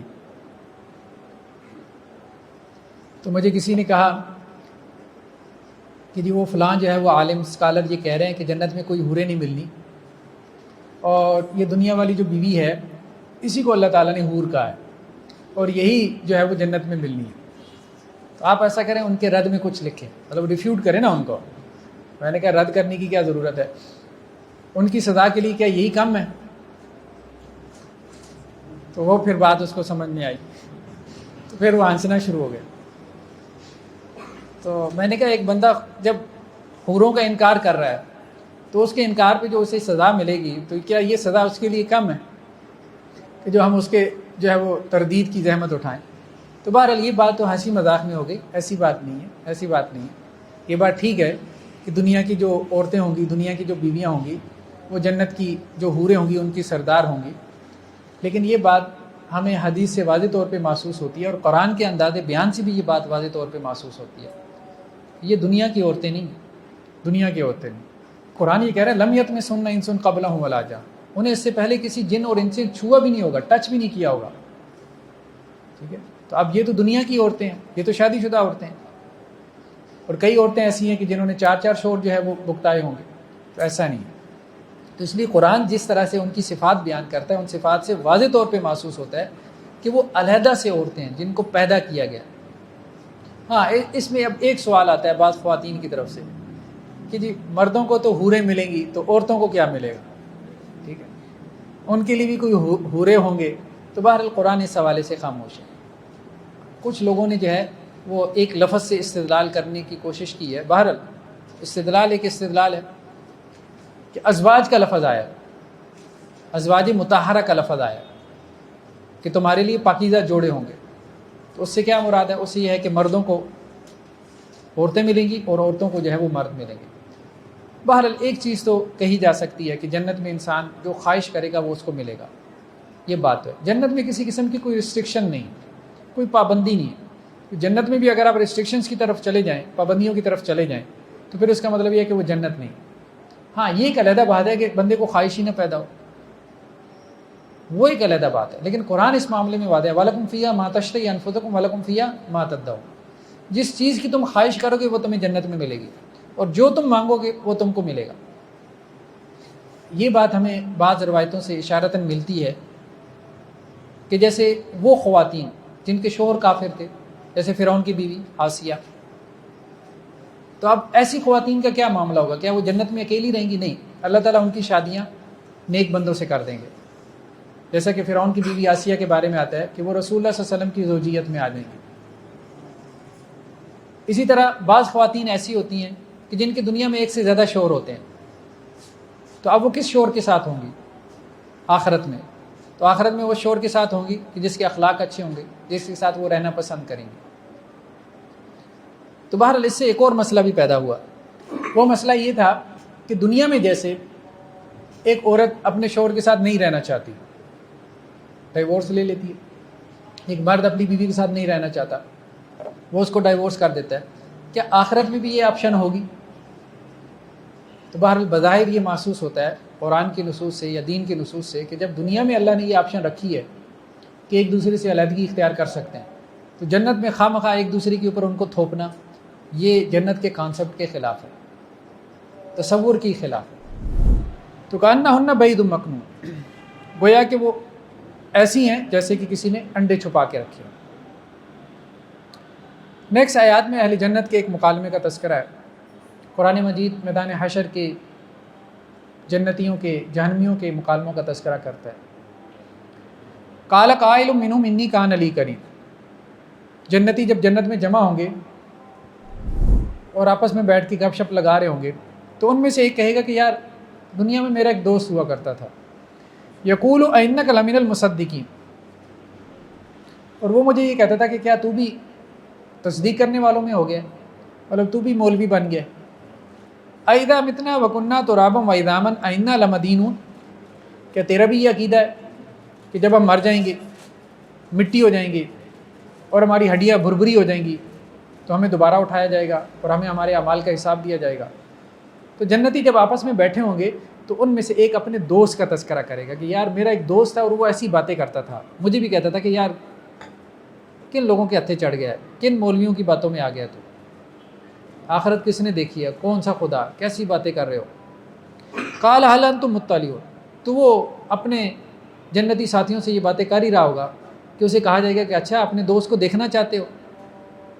فاطلع فرآہ فی سواء الجحیم، تو اس کے سامنے سے پردے ہٹا دیے جائیں گے تو وہ جھانکے گا اور دیکھے گا اس کو جہنم کے بیچ میں۔ قال تاللہ ان کدت لتردین، تو اس وقت وہ کہے گا اللہ کی قسم قریب تھا کہ تو مجھے بھی بہکا دیتا، میں تیری باتوں میں آ جاتا، میں تیرے پیچھے چل پڑتا، میں بھی تیری طرح دین سے دور ہو جاتا۔ ولولا نعمت ربی لکنت من المحضرین، اگر میرے رب کی میرے اوپر مہربانی نہ ہوتی تو میں بھی تیرے ساتھ آج جہنم میں یہاں پہ پڑا ہوتا۔ اللہ تعالیٰ کی مہربانی، اللہ تعالیٰ کا فضل، اللہ تعالیٰ کی توفیق ہوتی ہے کہ آدمی بعض اوقات بری صحبت کے باوجود جو ہے اس کے اثرات سے بچ جاتا ہے، ورنہ تو عموماً بری صحبت یا برے دوست انسان کو لے ڈوبتے ہیں، وہ اپنی برائی کے راستے پہ انسان کو لگا دیتے ہیں، لیکن یہ اللہ کی ذات ہے جو انسان کو بچا دیتی ہے۔ نیکسٹ آیات میں حضرت اسماعیل علیہ السلام کی قربانی کا تذکرہ۔ تو حضرت ابراہیم علیہ السلام کے بیٹے حضرت اسماعیل، اللہ سبحانہ و تعالیٰ نے بڑھاپے میں حضرت ابراہیم علیہ السلام کو حضرت اسماعیل جیسا بیٹا دیا، اور پھر اس کے بعد آزمائش یہ کہ جب وہ دوڑنے کی عمر کو پہنچے، لڑکپن کی عمر یعنی 10-12 سال کی عمر کو، تو اللہ کی طرف سے حکم کیا گیا کہ اپنے اس بیٹے کو ذبح کر دیں۔ اب یہاں پہ ایک بڑا سوال پیدا ہوتا ہے، سوال یہ پیدا ہوتا ہے کہ یہ اللہ کی طرف سے یہ حکم کیوں آیا؟ مطلب ایک عجیب سی بات محسوس ہوتی ہے کہ بیٹے کو ذبح کرنا، اگرچہ ذبح ہوئے نہیں ان کے بیٹے، تو قرآن میں یہی کہتا ہے کہ حضرت ابراہیم علیہ السلام نے چھری چلائی تھی اپنے بیٹے کو ذبح کرنے کے لیے، لیکن حضرت جبریل علیہ السلام آسمانوں سے، جنتوں سے ایک مینڈا لے کے آ گئے، ایک دمبا لے کے آ گئے، تو حضرت اسماعیل کی جگہ وہ ذبح ہو گیا۔ لیکن اس کے پیچھے حکمت کیا تھی، وزڈم کیا تھی؟ ایسا کیوں کروایا گیا حضرت ابراہیم علیہ السلام سے؟ اور وہ بھی حضرت ابراہیم علیہ السلام کو خواب دکھایا گیا کہ وہ اپنے بیٹے کو ذبح کر رہے ہیں، اور نبی کا خواب چونکہ وہی ہوتا ہے تو انہوں نے اپنے بیٹے سے اس کا تذکرہ کر لیا، تو بیٹے بھی تیار ہو گئے۔ لیکن اس کا مطلب یہ نہیں کہ آج کوئی باپ اگر دیکھے کہ میں اپنے بچے کو جو ہے وہ خواب میں ذبح کر رہا ہوں تو وہ تو شیطانی خواب ہی ہوگا نا، شیطانی خواب ہی ہوگا۔ جیسے اب آپ دیکھیں ہندوؤں میں کانسیپٹ ہے کہ اپنے بچوں کو کیا کرتے ہیں، بتوں کو بھین چڑھا دیتے ہیں، تو یہ پرانے زمانے سے چلا آ رہا ہے، بتوں کو بھین چڑھانا اپنے بچوں کو پرانے زمانے سے چلا آ رہا ہے۔ لوگ یہ سمجھتے تھے اس سے ہماری آزمائشیں ٹل جاتی ہیں، تو اس کے اوپر BBC کی بہت ساری رپورٹس ہمیں مل جاتی ہیں۔ انڈیا میں بہت عرصے تک یہ ہوتا رہا، بلی چڑھانا کہتے تھے، بھین چڑھانا کہتے تھے، اپنے بچوں کو باقاعدہ ذبح کر دیتے تھے بتوں کے نام پہ۔ تو یہ پرانی رسم تھی، بہت وحشیانہ قسم کی رسم تھی۔ تو حضرت ابراہیم علیہ السلام کے اس واقعے کی طرف اس طرف اشارہ کیا گیا کہ دیکھو اگر ایسا کچھ کرنا ہوتا، مطلب اگر ایسا کرنا جائز ہوتا تو یہ خالق وحدہ لا شریک کے لیے جائز ہوتا کہ اپنے بچے تم اللہ کے لیے قربان کرتے، یعنی اللہ کی، تمہارے پروردگار کی، تمہارے خالق کی، تمہارے مالک کی تمہارے اوپر اتنی مہربانیاں، اتنے احسانات ہیں کہ اگر اس کے لیے تمہیں اپنا بچہ قربان کرنا پڑتا تو اس کا تو کوئی جواز نکلتا، لیکن اللہ نے اس کی بھی اجازت نہیں دی، اس کی بھی اللہ نے رخصت نہیں رکھی، اس کا بھی اللہ نے راستہ نہیں کھولا، تو یہ تم بتوں کے نام پہ کیا کر رہے ہو؟ یہ کیا تماشا تم نے لگا رکھا ہے کہ پتھروں کے نام پہ جو ہے وہ تم، شیاطین کے نام پہ تم اپنے بچوں کو ذبح کیے جا رہے ہو۔ فلما بلغ معه السعی، تو جب وہ دوڑنے کی عمر کو پہنچے حضرت اسماعیل، قال یا بنی انی ارا فی المنام انی اذبحک فانظر ماذا تری، تو حضرت ابراہیم نے کہا ہے میرے بچے میں خواب میں دیکھ رہا ہوں کہ میں آپ کو ذبح کر رہا ہوں، بس آپ مجھے بتائیں کہ آپ کی کیا رائے، آپ اس بارے میں کیا رائے رکھتے ہیں؟ قال یا ابت افعل ما تؤمر، تو حضرت اسماعیل نے کہا کیا ہے میرے ابا جان، جو آپ کو حکم دیا جا رہا ہے آپ وہ کر گزری، ستجدنی انشاءاللہ من الصابرین، اگر اللہ نے چاہا تو آپ مجھے صبر کرنے والوں میں سے پائیں۔ تو یہ اللہ کی طرف سے حکم ہے، آپ کو یہ کر گزرنا چاہیے۔ تو حضرت اسماعیل علیہ السلام بھی اس کے لیے تیار ہو گئے۔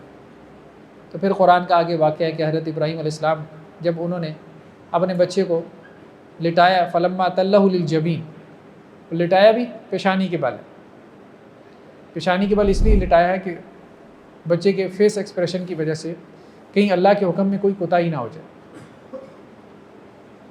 لیکن حضرت جبرائیل علیہ السلام جو ہے وہ ایک دمبا لے کے حاضر ہو گئے، تو حضرت ابراہیم علیہ السلام نے تو چھری چلا دی تھی، لیکن وہ چھری جو ہے وہ اس دمبے کے اوپر چلی۔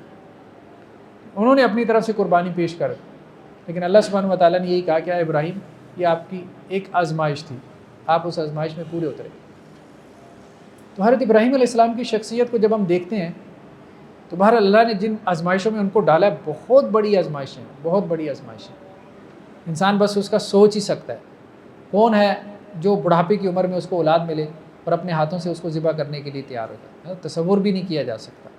کون ہے جو بے آب و گیا سرزمین کے اندر اپنی بیوی بچے کو، اور بچہ بھی معصوم دودھ پیتا بچہ، اللہ نے کہا کہ مکہ کی سرزمین میں چھوڑ کے آ جائیں، چھوڑ کے آ گئے، کوئی نہ بندہ نہ بندے کی ذات، اماں ہاجرہ کو اور بیٹے اسماعیل کو وہاں چھوڑ کے آ گئے۔ کتنی بڑی آزمائش تھی۔ اور اماں ہاجرہ نے کہا بھی کہ ابراہیم کس کے سہارے پہ چھوڑ کے جا رہے ہیں؟ تو بس اللہ کے سہارے پہ، اللہ کے سہارے کے۔ اور دور دور تک کوئی پانی بھی نہیں تھا، کوئی کھانے پینے کا ساز و سامان بھی نہیں تھا، بس توشے کے لیے چند ایک کھجوریں تھیں، کچھ پانی تھا، وہ ان کو دے کے آ گئے۔ تو انسان سوچ بھی نہیں سکتا مطلب جن آزمائشوں سے حضرت ابراہیم علیہ السلام گزرے، اور انہوں نے ان کو پورا کر دکھایا، اس لیے اللہ نے انہیں اتنا بڑا مقام اور مرتبہ عطا کیا۔ تو یہ ان کی ایک دوسری آزمائش کی طرف اشارہ ہے کہ اللہ سبحانہ و تعالیٰ نے پہلے تو اتنے عرصے کے بعد بیٹا دیا، پھر کہا کہ ان کو ویرانے میں چھوڑ کے آ جاؤ ان کی ماں سمیت، پھر جب وہ دوڑنے کی عمر کو پہنچا تو کہا کہ آپ اس بچے کو ذبح کر دو۔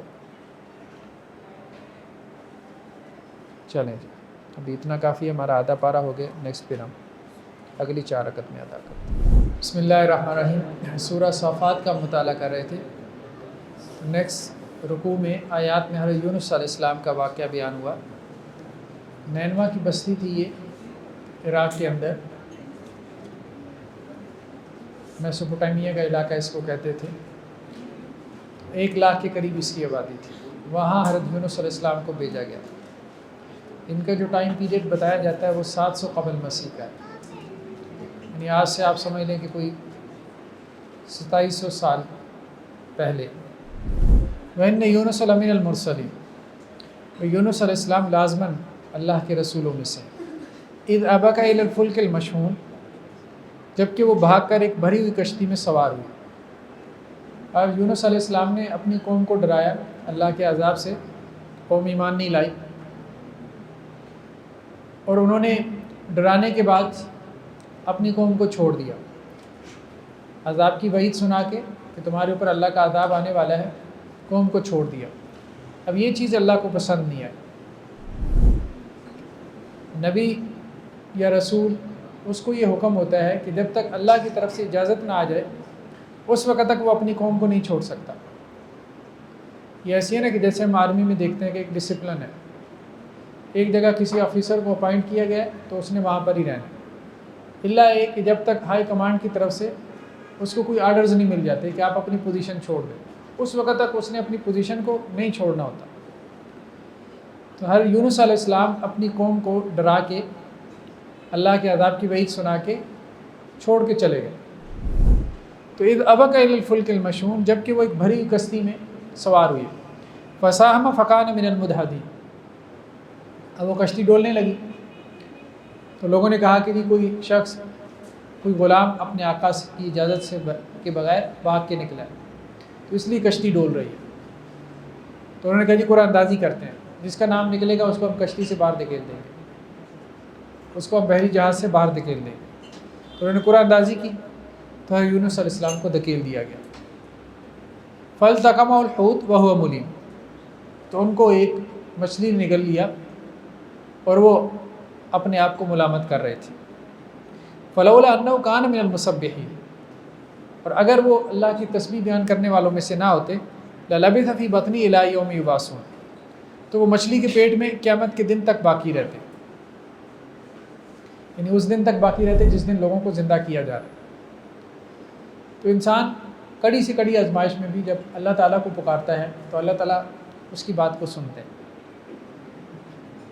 سورہ انبیاء کے اندر حضرت یونس علیہ السلام کی دعا کا بھی تذکرہ ہے کہ جو انہوں نے مچھلی کے پیٹ میں مانگی تھی۔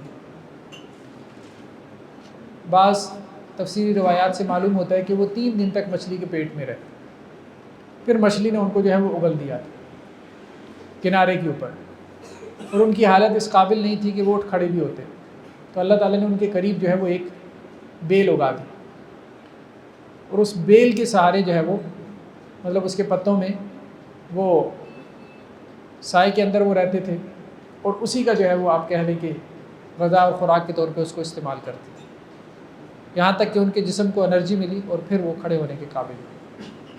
تو لا الہ الا انت سبحانک انی کنت من الظالمین، یہ دعا ان کی سورہ انبیاء میں ہمیں ملتی ہے۔ اے پروردگار، آپ کے سوا کوئی معبود نہیں، بے شک آپ ہر قسم کے عیب سے پاک ہیں۔ انی کنت من الظالمین، بے شک میں ہی ظلم کرنے والوں میں سے تھا۔ تو اللہ کے سامنے عاجزی اور انکساری، جب بھی انسان سے کوئی گناہ ہو جائے تو اسی طرح سے عاجزی انکساری کا اظہار کرے کہ اللہ میری کمی اور کوتاہی، اور آپ کمی اور کوتاہی سے پاک ہیں۔ میں انسان ہونے کے ناطے جو ہے وہ مختلف قسم کی کوتاہیوں کا شکار ہوں۔ نیکسٹ سورہ صاد کا تذکرہ ہے۔ سورہ صاد بھی مکی صورت ہے، اس میں اللہ تعالیٰ نے توحید کا بیان، پچھلے نبیوں کے قصوں میں سے حضرت داؤد علیہ السلام کا قصہ، حضرت سلیمان علیہ السلام کا قصہ، پھر آخرت کا بیان، خاص طور پہ جہنم کا تذکرہ کیا گیا، ابلیس کے واقعے کا بھی ذکر ہے۔ تو اب شروع کی آیات میں مشرکین مکہ کے طرز عمل کو بیان کیا گیا کہ جب آپ صلی اللہ علیہ وسلم ان کے سامنے توحید کی دعوت رکھتے تھے تو ان کی طرف سے کیا رسپانس آتا تھا۔ اجعل الآلہۃ الہ واحدہ، کیا محمد صلی اللہ علیہ وسلم نے تمام معبودوں کو ایک ہی معبود بنا لیا؟ ان ھذا لشیء عجاب، یہ تو بڑی عجیب بات ہے۔ یعنی وہ یہ کہتے تھے کہ ہمارے آباء و اجداد سے اتنے معبود چلے آ رہے ہیں، اور محمد صلی اللہ علیہ وسلم کا کہنا یہ ہے کہ نہیں، معبود ایک ہی کافی ہے۔ تو یہ کیسے پاسبل ہے؟ ان کے ہاں تو ہر چیز کا الگ سے معبود ہوتا تھا۔ جیسے ہندو مت میں ہم دیکھتے ہیں کہ ملینز میں گاڈ اینڈ گاڈیزز ہیں، دیوی اور دیوتا ہیں۔ یہ بارش کا خدا ہے، یہ روپے پیسے کا، یعنی لکشمی دیوی ہے، روپے پیسے کی دیوی ہے، یہ جو ہے وہ اولاد اس عطا کرنے کا خدا ہے، یہ صحت یاب کرنے کا خدا ہے۔ تو جیسے مختلف کانسیپٹس چلے آتے تھے بت پرست معاشرے میں کہ ہر چیز کا انہوں نے علیحدہ سے خدا مقرر کر رکھا ہوتا تھا۔ تو اب انہیں اس بات پہ تعجب ہوتا تھا کہ اچھا اب ایک ہی خدا یہ سارے کام کر لے گا، جبکہ ان کے سسٹم میں تو یہ تھا کہ ہر خدا کا الگ سے کام ہوتا تھا۔ وَانطَلَقَ الْمَلَأُ مِنْهُمْ أَنِ امْشُوا وَاصْبِرُوا عَلَىٰ آلِهَتِكُمْ، تو اب وہ کرتے کیا تھے؟ جب آپ صلی اللہ علیہ وسلم مجمع میں دعوت دیتے تھے کسی پبلک پلیس پہ تو وہ لوگوں کو کہتے تھے، خود بھی چل پڑتے تھے وہاں سے، اور لوگوں کو کہتے تھے أَنِ امْشُوا، چلو چلو چلو یہاں سے، وَاصْبِرُوا عَلَىٰ آلِهَتِكُمْ، اور اپنے معبودوں کے اوپر ڈٹ جاؤ۔ إِنَّ هَٰذَا لَشَيْءٌ يُرَادُ، محمد صلی اللہ علیہ وسلم کا کوئی مقصد ہے، وہ کوئی قیادت چاہتے ہیں، سیادت چاہتے ہیں، کوئی چودراہٹ چاہتے ہیں، سرداری چاہتے ہیں، وہ ہمارے آباء و اجداد کے دین کا انکار کر کے اپنے دین کو معلوم نہیں کیوں پھیلانا چاہتے ہیں، اپنے نقطہ نظر کو کیوں غالب کرنا چاہتے ہیں۔ تو وہ اس طرح سے لوگوں کو گمراہ کرتے تھے، اور لوگوں کو کہتے تھے کہ بھئی چلو اپنے گھروں میں جا کے بس آرام سے سکون سے رہو، کوئی ان کی باتیں سننے کی ضرورت نہیں۔ ما سمعنا بہذا فی الملۃ الاخرہ، اور محمد صلی اللہ علیہ وسلم جو باتیں کر رہے ہیں ہم نے پچھلی آباء و اجداد کے دین میں تو یہ باتیں نہیں سنی، ان ھذا الا اختلاق، اور ہمیں تو یہ بالکل بناوٹی باتیں معلوم ہو رہی ہیں کہ انہوں نے اپنی طرف سے یہ گھڑ لی ہیں اور اللہ کی طرف ان کی نسبت کر دی ہے۔ تو بہرحال نبیوں کو بہت آزمائش سے گزرنا پڑتا تھا، لیکن اللہ سبحانہ و تعالیٰ پھر اپنے انبیاء کی مدد کرتے، چونکہ اللہ کا پیغام، اللہ کا میسج ہوتا ہے تو اللہ تعالیٰ اس کی ذمہ داری لیتے ہیں کہ وہ پھیلے، عام ہو، لوگ اس کو ایکسیپٹ کریں اور اس کے مطابق اپنی زندگی گزاریں۔ تو توحید کی دعوت آج بھی دی جاتی ہے، تو اسی طرح کا رد عمل آپ کو دیکھنے کو ملتا ہے کہ یہ کیسی باتیں کر رہے ہیں کہ سب کچھ اللہ ہی کی ذات کرنے والی ہے اور کسی کا کوئی اختیار ہی نہیں ہے، نہ انبیاء کا نہ اولیاء اللہ کا۔ تو لوگ اسی طرح کی حیرانگی کا اظہار کرتے ہیں، جیسا کہ مشرکین اس طرح کی حیرانگی کا اظہار کرتے تھے۔ نیکسٹ آیات میں حضرت داؤد علیہ السلام کا قصہ بیان ہوا۔ اللہ سبحانہ و تعالیٰ نے ان کو بہت بڑی سلطنت عطا کی تھی، اور قرآن یہ کہتا ہے کہ لوہا ان کے ہاتھوں میں نرم کر دیا تھا، یہ وہی ایج ہے کہ جسے ہمارے یہاں ماڈرن ہسٹری میں آئرن ایج کہتے ہیں، یعنی 1000 سال قبل مسیح ان کا دور ہے۔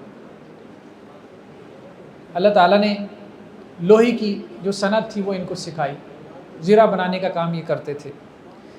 تو یا داؤد انا جعلنا کا خلیفتاً فی الارض، اے داؤد ہم نے آپ کو زمین میں خلیفہ بنایا، یعنی اللہ نے انہیں جو ہے وہ حکومت دی، اقتدار دیا۔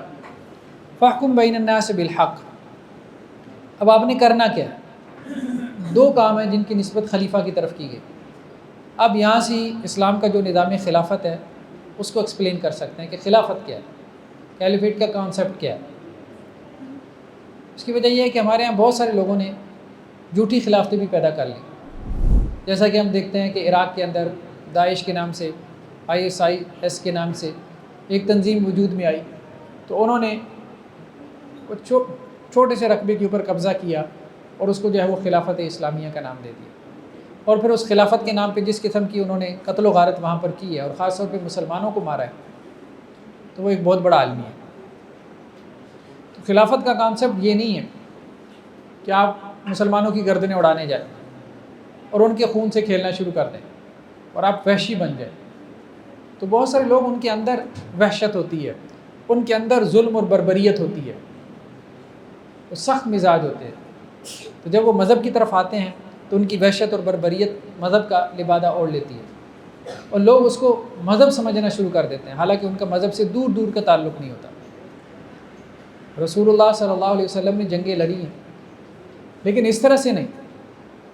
مطلب یہ کون سا اسلام ہے کہ آپ اپنے دشمن کی گردن اڑا کے فٹ بال بنا کے اس سے کھیل لیں اور اس کی جو ہے وہ ویڈیو بنا رہے ہیں؟ یہ کوئی دین اسلام کی تعلیمات نہیں۔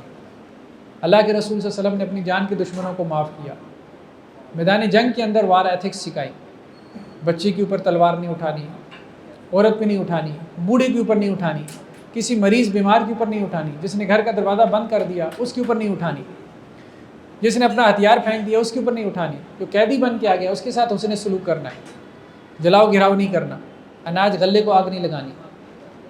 ایک لمبی چوڑی فہرست ہے جو ہمیں رسول اللہ صلی اللہ علیہ وسلم کی زبانی ملتی ہے۔ قیدیوں کے اسی طرح کے حقوق تھے جیسے کہ ان کے اپنے حقوق تھے، جو خود کھاتے ہو وہی قیدیوں کو کھلاؤ۔ غلاموں کے اتنے حقوق مقرر کیے۔ تو خلافت کا کانسیپٹ بیسیکلی عدل کے اوپر مبنی ہے۔ پھر یہ ہے کہ ایسے بہت سے پپیٹس ویسٹ نے پیدا کیے، امریکہ نے پیدا کیے، پھر امریکہ نے ان کو پیدا کر کے مارکیٹ میں پھینک دیا۔ اب اس سے کیا ہوا کہ اسلام کا چہرہ مسخ ہو گیا، لوگوں کو جہاد کے نام سے خوف آنا شروع ہو گیا، جہاد کی اصطلاح کو اتنا زیادہ بدنام کر دیا گیا کہ اب کوئی بچہ، کوئی نوجوان درس قرآن کی مجلس میں جاتا ہے تو پیرنٹس پریشان ہو جاتے ہیں، اچھا اب یہ کوئی طالبان نہ بن جائے، جہادی نہ بن جائے۔ تو یہ سب ایک پوری مہم جوئی کے تحت ہوا ہے، مطلب ویسٹ نے یہ سب کچھ کیا ہے ایک باقاعدہ پلاننگ کے تحت کیا کہ ہماری اصطلاحات کو بگاڑ دیا، اور اس میں ایسے لوگوں کو استعمال کیا گیا کہ اس قسم کے لوگوں کو جو پہلے سے جن کے اندر جو ہے وہ ایکسٹریمزم تھا، وحشت تھی، بربریت تھی، اور یہ سارے لوگ انہوں نے کہاں سے اٹھائے؟ وہاں ویسٹ کے معاشرے سے اٹھائے۔ داعش کو سب سے زیادہ کھیپ کہاں سے ملی؟ آپ دیکھیں گے کسی کا جو ہے وہ بیک گراؤنڈ UK کا ہے، کسی کا فرانس کا ہے، کسی کا جرمنی کا ہے، سارے یورپ سے، جو اپنے معاشروں سے تنگ تھے، جو اپنی زندگیوں سے تنگ تھے، تو انہوں نے سوچا سوسائڈ کرنے سے بہتر ہے وہاں جا کے پھٹ جاؤ، شاید کوئی بامقصد جو ہے وہ زندگی، اس کو انہوں نے سمجھ لی۔ تو ہمارے یہاں بھی یہی شروع ہو گیا تھا، سوسائڈ بمبنگ شروع ہو گئی تھی، وہ بھی پبلک پلیسز پہ۔ اس کا دین سے کیا تعلق تھا؟ 2 پولیس والے مارنے کے لیے 50 سویلینز مار دینا، یہ کام ہو رہا تھا۔ اور اس کے بعد جب پوچھا جاتا تو وہ کہتے تھے ہم نے اپنے اشتہار بانٹ رکھے ہیں کہ پولیس والوں سے جو ہے وہ آپ اتنے میٹر سے دور ہو کے چلے، کیونکہ ہماری ان کے ساتھ جا گیا۔ تو یہ اس طرح سے بہت زیادہ ہمارے یہاں خون کی ہولی کھیلی گئی، بہت زیادہ فساد برپا کیا گیا جہاد کے نام سے۔ وہ جہاد نہیں تھا، وہ بیسیکلی فساد تھا جس میں مسلمانوں کا خون ضائع ہوا۔ جہاد تو بیسیکلی کافروں کے ساتھ ہے، مسلمانوں کے ساتھ تھوڑا ہے، اور کافروں میں بھی ان کافروں کے ساتھ جو ظالم ہیں، جو آپ سے لڑ رہے ہیں۔ یا داؤد انا جعلنا کا خلیفتاً فی الارض، اے داؤد بے شک ہم نے آپ کو زمین میں خلیفہ بنایا۔ اور خلیفہ کا کام کیا ہے؟ فاحکم بین الناس بالحق، لوگوں کے درمیان حق کے مطابق فیصلہ کریں۔ حق کیا ہے؟ اللہ تعالیٰ کی وحی، اللہ تعالیٰ کی شریعت، اس کے مطابق فیصلہ کریں۔ ولا تتبع الہویٰ، اور خواہشات کے پیچھے مت چلیں۔ جو حق کے مطابق فیصلہ نہیں کرے گا وہ اپنی خواہشیں نفس کے مطابق فیصلہ کرے گا، تو یہ نہیں کر رہا۔ تو ایک جج کو یہی حکم ہے کہ حق کے مطابق فیصلہ کرے۔ حق کیا ہے؟ کتاب و سنت، اللہ کی کتاب اور رسول اللہ صلی اللہ علیہ وسلم کی سنت، اس کے مطابق فیصلے کرے۔ بس جو حکمران کتاب و سنت کے مطابق فیصلہ کر رہا ہے تو وہ خلیفہ ہے، بس اتنا کافی ہے۔ خلیفہ کے سر کے اوپر کوئی سینگ تھوڑے ہوتے ہیں۔ تو اصل چیز یہ ہے کہ کتاب و سنت، اس کو سپیریٹی حاصل ہو، اس کو بالادستی حاصل ہو۔ ہمارے ہاں خلافت کے جو سسٹم ہے اس کی ایک عجیب انٹرپریٹیشن یہ کر دی گئی کہ جیسے خلافت کا مطلب ہے کہ 4-5 حدیں آپ نافذ کر دیں، بس کوڑا ہاتھ میں پکڑ لیں، اور جس کو دیکھیں کہ جی اس کے گھر سے ٹیلی ویژن نکلا ہے تو 10 کوڑے لگا کے اس کو ذرا سیدھا کر دیں۔ تو خلافت کا اس قسم کا کانسیپٹ جو ہے وہ ہمارے ہاں پیش کیا گیا اور لوگوں کے اندر وحشت پیدا کی گئی۔ خلافت میں سب سے پہلی چیز کیا؟ عدل کے نظام کو قائم کریں، ظلم و ستم کو ختم کریں۔ یہ حدود تو بہت بعد میں آتی ہیں، اس سے پہلے آپ معاشی طور پہ اپنے لوگوں کو جو ہے وہ سٹیبل کریں۔ خلافت کا نظام تھا جس میں حضرت عمر رضی اللہ عنہ کہتے تھے کہ دجل اور فرات کے کنارے اگر کتا بھی بھوکا مر جائے تو قیامت والے دن عمر سے اس بارے میں پوچھا جائے گا۔ یہ خلافت کا نظام تھا کہ حضرت عمر بن عبدالعزیز کے زمانے میں لوگ زکوٰۃ لے کے پھرتے تھے لیکن کوئی زکوٰۃ وصول کرنے والا نہیں ملتا تھا۔ یہ معاشی خوشحالی تھی، اس کو خلافت کہتے تھے۔ اب نہ اپنے اکنامک سسٹم پہ کوئی کام کرنا ہے، اکانومی کا پتہ ہی کوئی نہیں ہے، نہ اکنامکس پڑھی ہے، نہ دنیا کی جو گلوبل اکانومی ہے اس کی کوئی خبر ہے، نہ کسی پولیٹیکل سسٹم کا کچھ مطالعہ ہے۔ بس خلافت کیا ہے؟ خلافت بس انہیں یہی پتہ ہے کہ بس کوڑے مارنے بس۔ تو وحشی قسم کے لوگوں نے کیا کیا کہ خلافت کے کانسیپٹ کو بہت جو ہے وہ برے طریقے سے پیش کیا، اور اس کی وجہ سے ہمارا دین پوری دنیا میں بہت زیادہ بدنام ہوا۔ اور ٹھیک ہے ان لوگوں کو یوٹیلائز کیا، امریکہ نے یوٹیلائز کیا، رشیا نے ان کو یوٹیلائز کیا۔ جہاد کے نام پہ ہمارا مسلمان استعمال ہوا ہے، صرف مسلمان استعمال نہیں ہوا، ہماری حکومتیں استعمال ہوئی، ہماری اسٹیٹ استعمال ہوئی، اور ہم نے دین کے تصورات کو مسخ کر کے رکھ دیا۔ اتنا زیادہ مسخ کر کے رکھ دیا کہ آپ کسی کو سمجھانا مشکل ہو گیا۔ جتنا جہاد کے نام پہ فساد ہو رہا ہے، اس فساد سے آپ لوگوں کو سمجھانا شروع کر دیں کہ یہ فساد ہو رہا ہے تو لوگ کہتے ہیں آپ جہاد کے خلاف ہیں۔ بھائی کون کہتا ہے جہاد کے خلاف ہے؟ لیکن مسلمان جو کچھ کر رہا ہے وہ جہاد تھوڑی ہے۔ مسلمان کے ہر الٹے سیدھے عمل کو ہم جہاد کا نام نہیں دے سکتے۔ جو اس میں اللہ اور اس کے رسول کے حکم کے مطابق ہے وہ جہاد ہے، جو اللہ اور اس کے رسول کے حکم کے مطابق نہیں ہے وہ فساد ہے۔ وہ جہاد فی سبیل اللہ نہیں، فساد فی سبیل اللہ ہے، وہ جہنم کی طرف لے کے جانے والا ہے۔ تو یہ بہت ضروری ہے کہ لوگوں کے کانسیپٹس کو کلیئر کیا جائے تاکہ وہ غیروں کے ہاتھوں میں، دشمنوں کے ہاتھوں میں جو ہے وہ کھیلنے سے بچے رہے۔ ان الذین یضلون عن سبیل اللہ، بے شک جو لوگ اللہ کے راستے سے بھٹک جاتے ہیں یا دوسروں کو بھٹکاتے ہیں، لہم عذاب شدید بما نسوا یوم الحساب، تو ان کے لیے سخت عذاب ہے اس وجہ سے کہ انہوں نے حساب کے دن کو بھلا دیا۔ تو حضرت داؤد علیہ السلام کی خلافت کیا تھی؟ حق کے مطابق فیصلے کرنا، کتاب و سنت کے مطابق فیصلے کرنا، بس یہی خلافت ہے، آسان الفاظ میں۔ خلافت جو ہے وہ کسی جبری نظام کا نام نہیں ہے، یعنی لوگوں کے اوپر جبر کرنا، لوگوں کو مارنا پیٹنا، اب اس کا نام جو ہے وہ خلافت رکھ دیا گیا، یہ ٹھیک نہیں۔ نیکسٹ آیات میں حضرت سلیمان علیہ السلام کی 2 آزمائشوں کا تذکرہ ہے۔ ایک تو ہم نے پہلے بھی پڑھا تھا کہ حضرت سلیمان علیہ السلام کے لشکر بہت بڑے لشکر تھے، اللہ تعالیٰ نے دنیا کے ایک بڑے حصے کے اوپر انہیں اقتدار عطا کیا تھا۔ تو ایک مرتبہ وہ اپنے گھوڑوں کی انسپیکشن کر رہے تھے، گھوڑوں کا جو دستہ تھا، اور وہ گھوڑے بھی کون سے؟ اصیل۔ اذ عرض علیہ بالعشی الصافنات الجیاد، شام کے وقت میں جب حضرت سلیمان علیہ السلام کے سامنے ان کے گھوڑے پیش کیے گئے، اصیل نسل کے گھوڑے۔ فقال انی حببت حب الحیر عن ذکر ربی حتی توارت بالحجاب، تو انہوں نے کہا کہ میں نے مال کی محبت کو اپنے رب کی یاد کے اوپر ترجیح دی، یہاں تک کہ سورج پردے میں چھپ گیا۔ کیا واقعہ ہوا تھا اس بارے میں اختلاف ہے، قرآن نے اشارتاً اس کا تذکرہ کیا اور اس میں کچھ ابہام بھی رہنے دیا۔ تفسیری روایات میں مفسرین کے مختلف اقوال ہیں، اس میں معروف قول یہی ہے کہ حضرت سلیمان علیہ السلام نے شام کے وقت میں گھوڑوں کی انسپیکشن کی، اور گھوڑوں کو دیکھتے دیکھتے ان کے جو عصر کا وقت تھا جس میں وہ اللہ کی عبادت کرتے تھے، تو وہ ٹائم نکل گیا یہاں تک کہ سورج غروب ہو گیا۔ تو جب سورج غروب ہو گیا تو ان کی توجہ اس طرف گئی، اب انہیں اس چیز کا احساس ہوا کہ گھوڑوں کی انسپیکشن کی وجہ سے ان کے اس دن کا جو ذکر تھا یا اللہ کی یاد تھی یا نماز کہہ لیں یا کچھ بھی کہہ لیں، وہ رہ گئی۔ ردوہا علیہ فتفق مسخم بالسوق والعناق، تو اب انہوں نے اپنے خادموں کو کہا کہ ایسا کرو کہ وہ گھوڑے میرے پاس واپس لے کے آؤ، تو وہ ان کی گردنوں کے اوپر اور ان کی ٹانگوں کے اوپر ہاتھ پھیرنے لگے۔ اب اس سے کیا مراد ہے؟ بعض لوگوں نے یہ تفسیر کی کہ وہ ان کی گردنیں اور ٹانگیں اڑانے لگ گئے، یعنی ان گھوڑوں کو قتل کرنے لگ گئے کہ ان کی وجہ سے میری عصر کی نماز رہ گئی۔ یہ بات درست معلوم نہیں ہوتی، یہ بات درست معلوم نہیں ہوتی کہ اتنا زیادہ جو ہے وہ حضرت سلیمان علیہ السلام جو اللہ کے نبی تھے ان کے اوپر غلبہ ہو گیا کہ انہوں نے اپنے گھوڑوں کو قتل کرنا شروع کر دیا، صرف اس وجہ سے کہ ان کی محبت میں ان کی عصر کی نماز رہ گئی۔ دوسری بات کیا ہے؟ دوسری تفسیر یہ کی جاتی ہے کہ انہوں نے کہا کہ گھوڑے میرے پاس واپس لے کے آؤ، تو وہ ان کے ٹانگوں کے اوپر ان کی گردنوں پہ ہاتھ پھیرنے لگ گئے، یعنی اس اعتبار سے کہ یہ جہاد کے لیے تیار شدہ گھوڑے تھے، یہ دنیا کے لیے گھوڑے تیار نہیں کیے گئے تھے۔ تو ان کی انسپیکشن میں اگر کچھ وقت لگ بھی گیا تو وہ بیسیکلی ایک نیکی کے اندر اور ایک خیر کے کام کے لیے وقت تھا۔ جیسے ہم دیکھتے ہیں اللہ کے رسول صلی اللہ علیہ وسلم کی غزوہ خندق کے موقع پہ 4 نمازیں جمع ہو گئیں۔ آپ صلی اللہ علیہ وسلم نے اگرچہ کفار کے لیے بد دعا بھی کی کہ ان کی وجہ سے ہمیں 4 نمازیں جمع کرنی پڑی، ظہر، عصر، مغرب اور عشاء، لیکن حالات جنگ میں ایسا ہی ہوتا ہے۔ تو حالات جنگ میں جہاد کے اندر خاص طور پہ اگر انسان اپنے روزمرہ کے وظیفے سے اگر نماز سے مطلب تھوڑا سا غافل ہو جائے اور اسے وہ تاخیر سے پڑھنی پڑ جائے تو اس پہ کوئی حرج والی بات نہیں۔ دوسری جو آزمائش ہے اس کی طرف بھی قرآن نے اشارتاً تذکرہ کیا، لیکن اس سے بھی کیا مراد ہے تفصیل ہم کچھ نہیں کہہ سکتے۔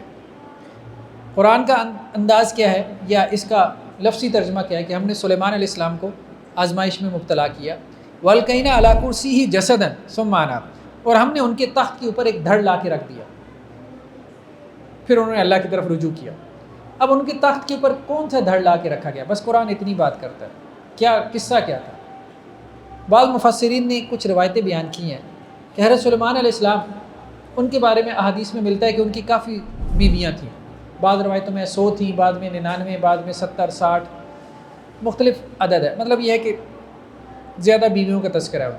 پرانے زمانے میں بادشاہوں کے ہاں کافی بیویاں ہوتی تھیں، یہ ایک آپ کہہ لیں کہ اس زمانے میں ایک کلچر بھی تھا، ایک رواج بھی تھا۔ تو حضرت سلیمان علیہ السلام کی بھی جو ہے وہ کافی بیویاں تھیں۔ تو ایک مرتبہ انہوں نے اس چیز کا ارادہ کیا کہ وہ رات کو اپنی بیویوں کے پاس جائیں گے اور اللہ سبحانہ و تعالیٰ ہر بیوی سے ان کو جو ہے وہ اولاد عطا کریں گے اور اس اولاد کو وہ اللہ کے راستے میں وقف کریں گے، یعنی وہ اللہ کے راستے میں مجاہد بنے گی۔ لیکن وہ انشاءاللہ کہنا بھول گیا، تو ان کی کسی بھی بیوی سے اولاد نہیں ہوئی۔ ایک بیوی سے ان کی اولاد ہوئی اور وہ بھی جو بچہ تھا جسے ہم کہتے ہیں امیچور بیبی تھا، ادمواسا بچہ تھا، تو وہ دائی نے لا کے ان کے تخت کے اوپر رکھ دیا۔ اس پر ان کو احساس ہوا اور پھر انہوں نے اللہ کی طرف رجوع کیا۔ یہ ایک واقعہ بیان کیا جاتا ہے، واللہ عالم، اللہ بہتر جانتا ہے اسی واقعے کی طرف اشارہ ہے یا کیا ہے۔ بعض لوگوں نے بہت ساری قصے کہانیاں بھی بیان کی ہیں، وہ قصے کہانیاں اسرائیلیات میں سے ہیں۔ اسرائیلی روایات کہتے ہیں یہودی لٹریچر، یہودی لٹریچر جو ہمارے ہاں تفسیر کی کتابوں میں آ گیا اس کو اسرائیلیات کہتے ہیں، تو اس کا کوئی اعتبار نہیں ہوتا۔ اس میں سے بہت سارے قصے من گھڑت بھی ہوتے ہیں، جھوٹے بھی ہوتے ہیں، فیبریکیٹڈ بھی ہوتے ہیں، لیکن ہمارے ہاں لوگ اس کو نقل کر دیتے ہیں۔ نیکسٹ آیات میں حضرت ایوب علیہ السلام کی آزمائش کا تذکرہ ہے۔ وَاذْكُرْ عَبْدَنَا ایوب اذ نَادَىٰ رَبَّهُ أَنِّی مَسَّنِیَ الشَّیطَانُ بِنُصْبٍ وَعَذَابٍ، اور ہمارے بندے ایوب کو یاد کرو کہ جب انہوں نے اپنے رب کو پکارا کہ انی مسنی الشیطان، کہ مجھے شیطان نے چھو کر تکلیف پہنچائی ہے، مشقت میں ڈال دی ہے، اذیت میں ڈال دی ہے۔ شیطان بھی انسان کو چھو لیتا ہے۔ شیطان اگرچہ بیماری پیدا نہیں کرتا، انسان کی جسم کے اندر جو ہے وہ بیماری کی آپ کہہ لیں کہ جی پوٹینشیل ایک ہوتی ہے، لیکن شیطان کیا کرتا ہے؟ اس کو بڑھاوا دے دیتا ہے۔ تو شیطان نے مجھے چھو کے جو ہے وہ اذیت اور تکلیف میں مبتلا کر دیا۔ اب بعض روایتوں میں آتا ہے کہ 17 سال تک حضرت ایوب علیہ السلام جو ہے وہ بیماری کے ساتھ لڑتے رہے۔ ارکض برجلک ھذا مغتسل بارد و شراب، تو اللہ سبحانہ و تعالیٰ نے 17 سال کے بعد کیا کہا کہ آپ اپنے جو پاؤں ہیں ان کو زمین کے اوپر ماریں. تو ان کے پاؤں زمین پر مارنے سے کیا ہوا کہ ایک چشمہ جو ہے وہ پھوٹ پڑا. تو پھر کہا گیا کہ اس چشمے سے آپ کیا کریں, غسل کریں. تو اس چشمے سے انہوں نے غسل کیا اور اس سے جو ہے ان کو شفا ملی. وَوَهَبْنَا لَهُ أَهْلَهُ وَمِثْلَهُ مَعَهُمْ رَحْمَةً مِنَّا وَذِكْرَىٰ لِأُولِي الْأَلْبَابِ, اور ہم نے انہیں ان کے اہل و عیال بھی لوٹا دیے. یعنی بیماری میں گھر والے بھی ساتھ چھوڑ گئے. اتنی لمبی بیماری, بعض دفعہ میں گھر والے بھی ساتھ دیتے ہیں, لیکن بعض دفعہ جو ہے وہ بیماری جب لمبی ہو جاتی ہے تو گھر والے بھی اکتا جاتے ہیں. تو اللہ تعالیٰ نے اہل و عیال بھی لوٹا دی اور اتنی ہی اہل و عیال اور بھی دے دیے, یعنی مال اولاد میں بھی برکت دے دی. رحمتً منا, یہ ہماری طرف سے رحمت تھی. وذکریٰ لأولی الالباب, اور اس میں عقل والوں کے لیے کیا ہے, نصیحت ہے. یعنی بیماری میں صبر کرنا. تو مختلف انبیاء کو ہم دیکھتے ہیں کہ ان کے اوپر مختلف قسم کی آزمائشیں آئیں. انسانوں کے اوپر بھی مختلف طرح کی آزمائشیں آتی ہیں. کسی کے اوپر بیماری کی آزمائش ہے, جیسے حضرت ایوب علیہ السلام کو دیکھیں, 17 سال تک بیماری کاٹی, تھوڑا عرصہ نہیں ہے. حضرت یعقوب علیہ السلام کے اوپر آزمائش, اولاد کی آزمائش تھی. حضرت یوسف علیہ السلام 40 سال تک ان سے جدا رہے, اولاد کی آزمائش. حضرت زکریا کو دیکھیں, حضرت ابراہیم علیہ السلام کو دیکھیں, اولاد کی آزمائش, اولاد ہی نہیں ہو رہی. 80 سال کی عمر میں جا کے ان کو جو ہے وہ اولاد مل رہی. تو اسی طرح سے مختلف انبیاء کی مختلف طرح کی آزمائشیں تھیں. اللہ تعالیٰ نے ان کو آزمایا. حضرت یوسف علیہ السلام کو دیکھیں, عورتوں کے ذریعے ان کو آزمایا گیا. عورتوں کی آزمائش کی وجہ سے جیل میں جا پڑے, جیل میں رہنا پڑا, کتنے برسوں تک رہے, جیل میں پڑے رہے. تو مختلف انبیاء کے اوپر مختلف قسم کی آزمائشیں ہیں. تو اب انسان کے اوپر کسی قسم کی بھی آزمائش ہو تو اس نبی کے واقعے کو قرآن مجید کے اندر پڑھے, اس کا مطالعہ کرے, اور پھر یہ ہے کہ اس نبی کا کیا طرز عمل تھا, کیا رویہ تھا اس آزمائش میں, اس کو فالو کرنے کی کوشش کرے. اس میں قرآن اس کے لیے جو ہے وہ ایک رہنما بن جائے گا. نیکسٹ آیات میں اہل جہنم کے ایک مکالمے کا بیان ہے کہ اہل جہنم میں سے جب ایک گروہ جہنم کے اندر داخل ہوگا, گروہ در گروہ داخل ہوں گے جہنم کے اندر, ایک نسل داخل ہوگی, پھر اس کے بعد دوسری نسل کے لوگ, پھر تیسری نسل کے لوگ. ھذا فوج مقتحم معکم لا مرحبا بہم انہم صالوا النار, یہ ایک گروہ ہے, یہ ایک فوج ہے جو تمہارے ساتھ جہنم میں داخل ہونے والی ہے, اس کو خوش آمدید مت کہو, بے شک وہ جہنم کا ایندھن بننے والے ہیں. قالوا بل انتم لا مرحبا بکم انتم قدمتموہ لنا فبئس القرار, آگے آنے والی نسل تو جائے گی جہنم میں, تو پچھلی والی نسل ہے تو وہ کیا کرے گی, وہ ان کو مرحبا نہیں کہے گی.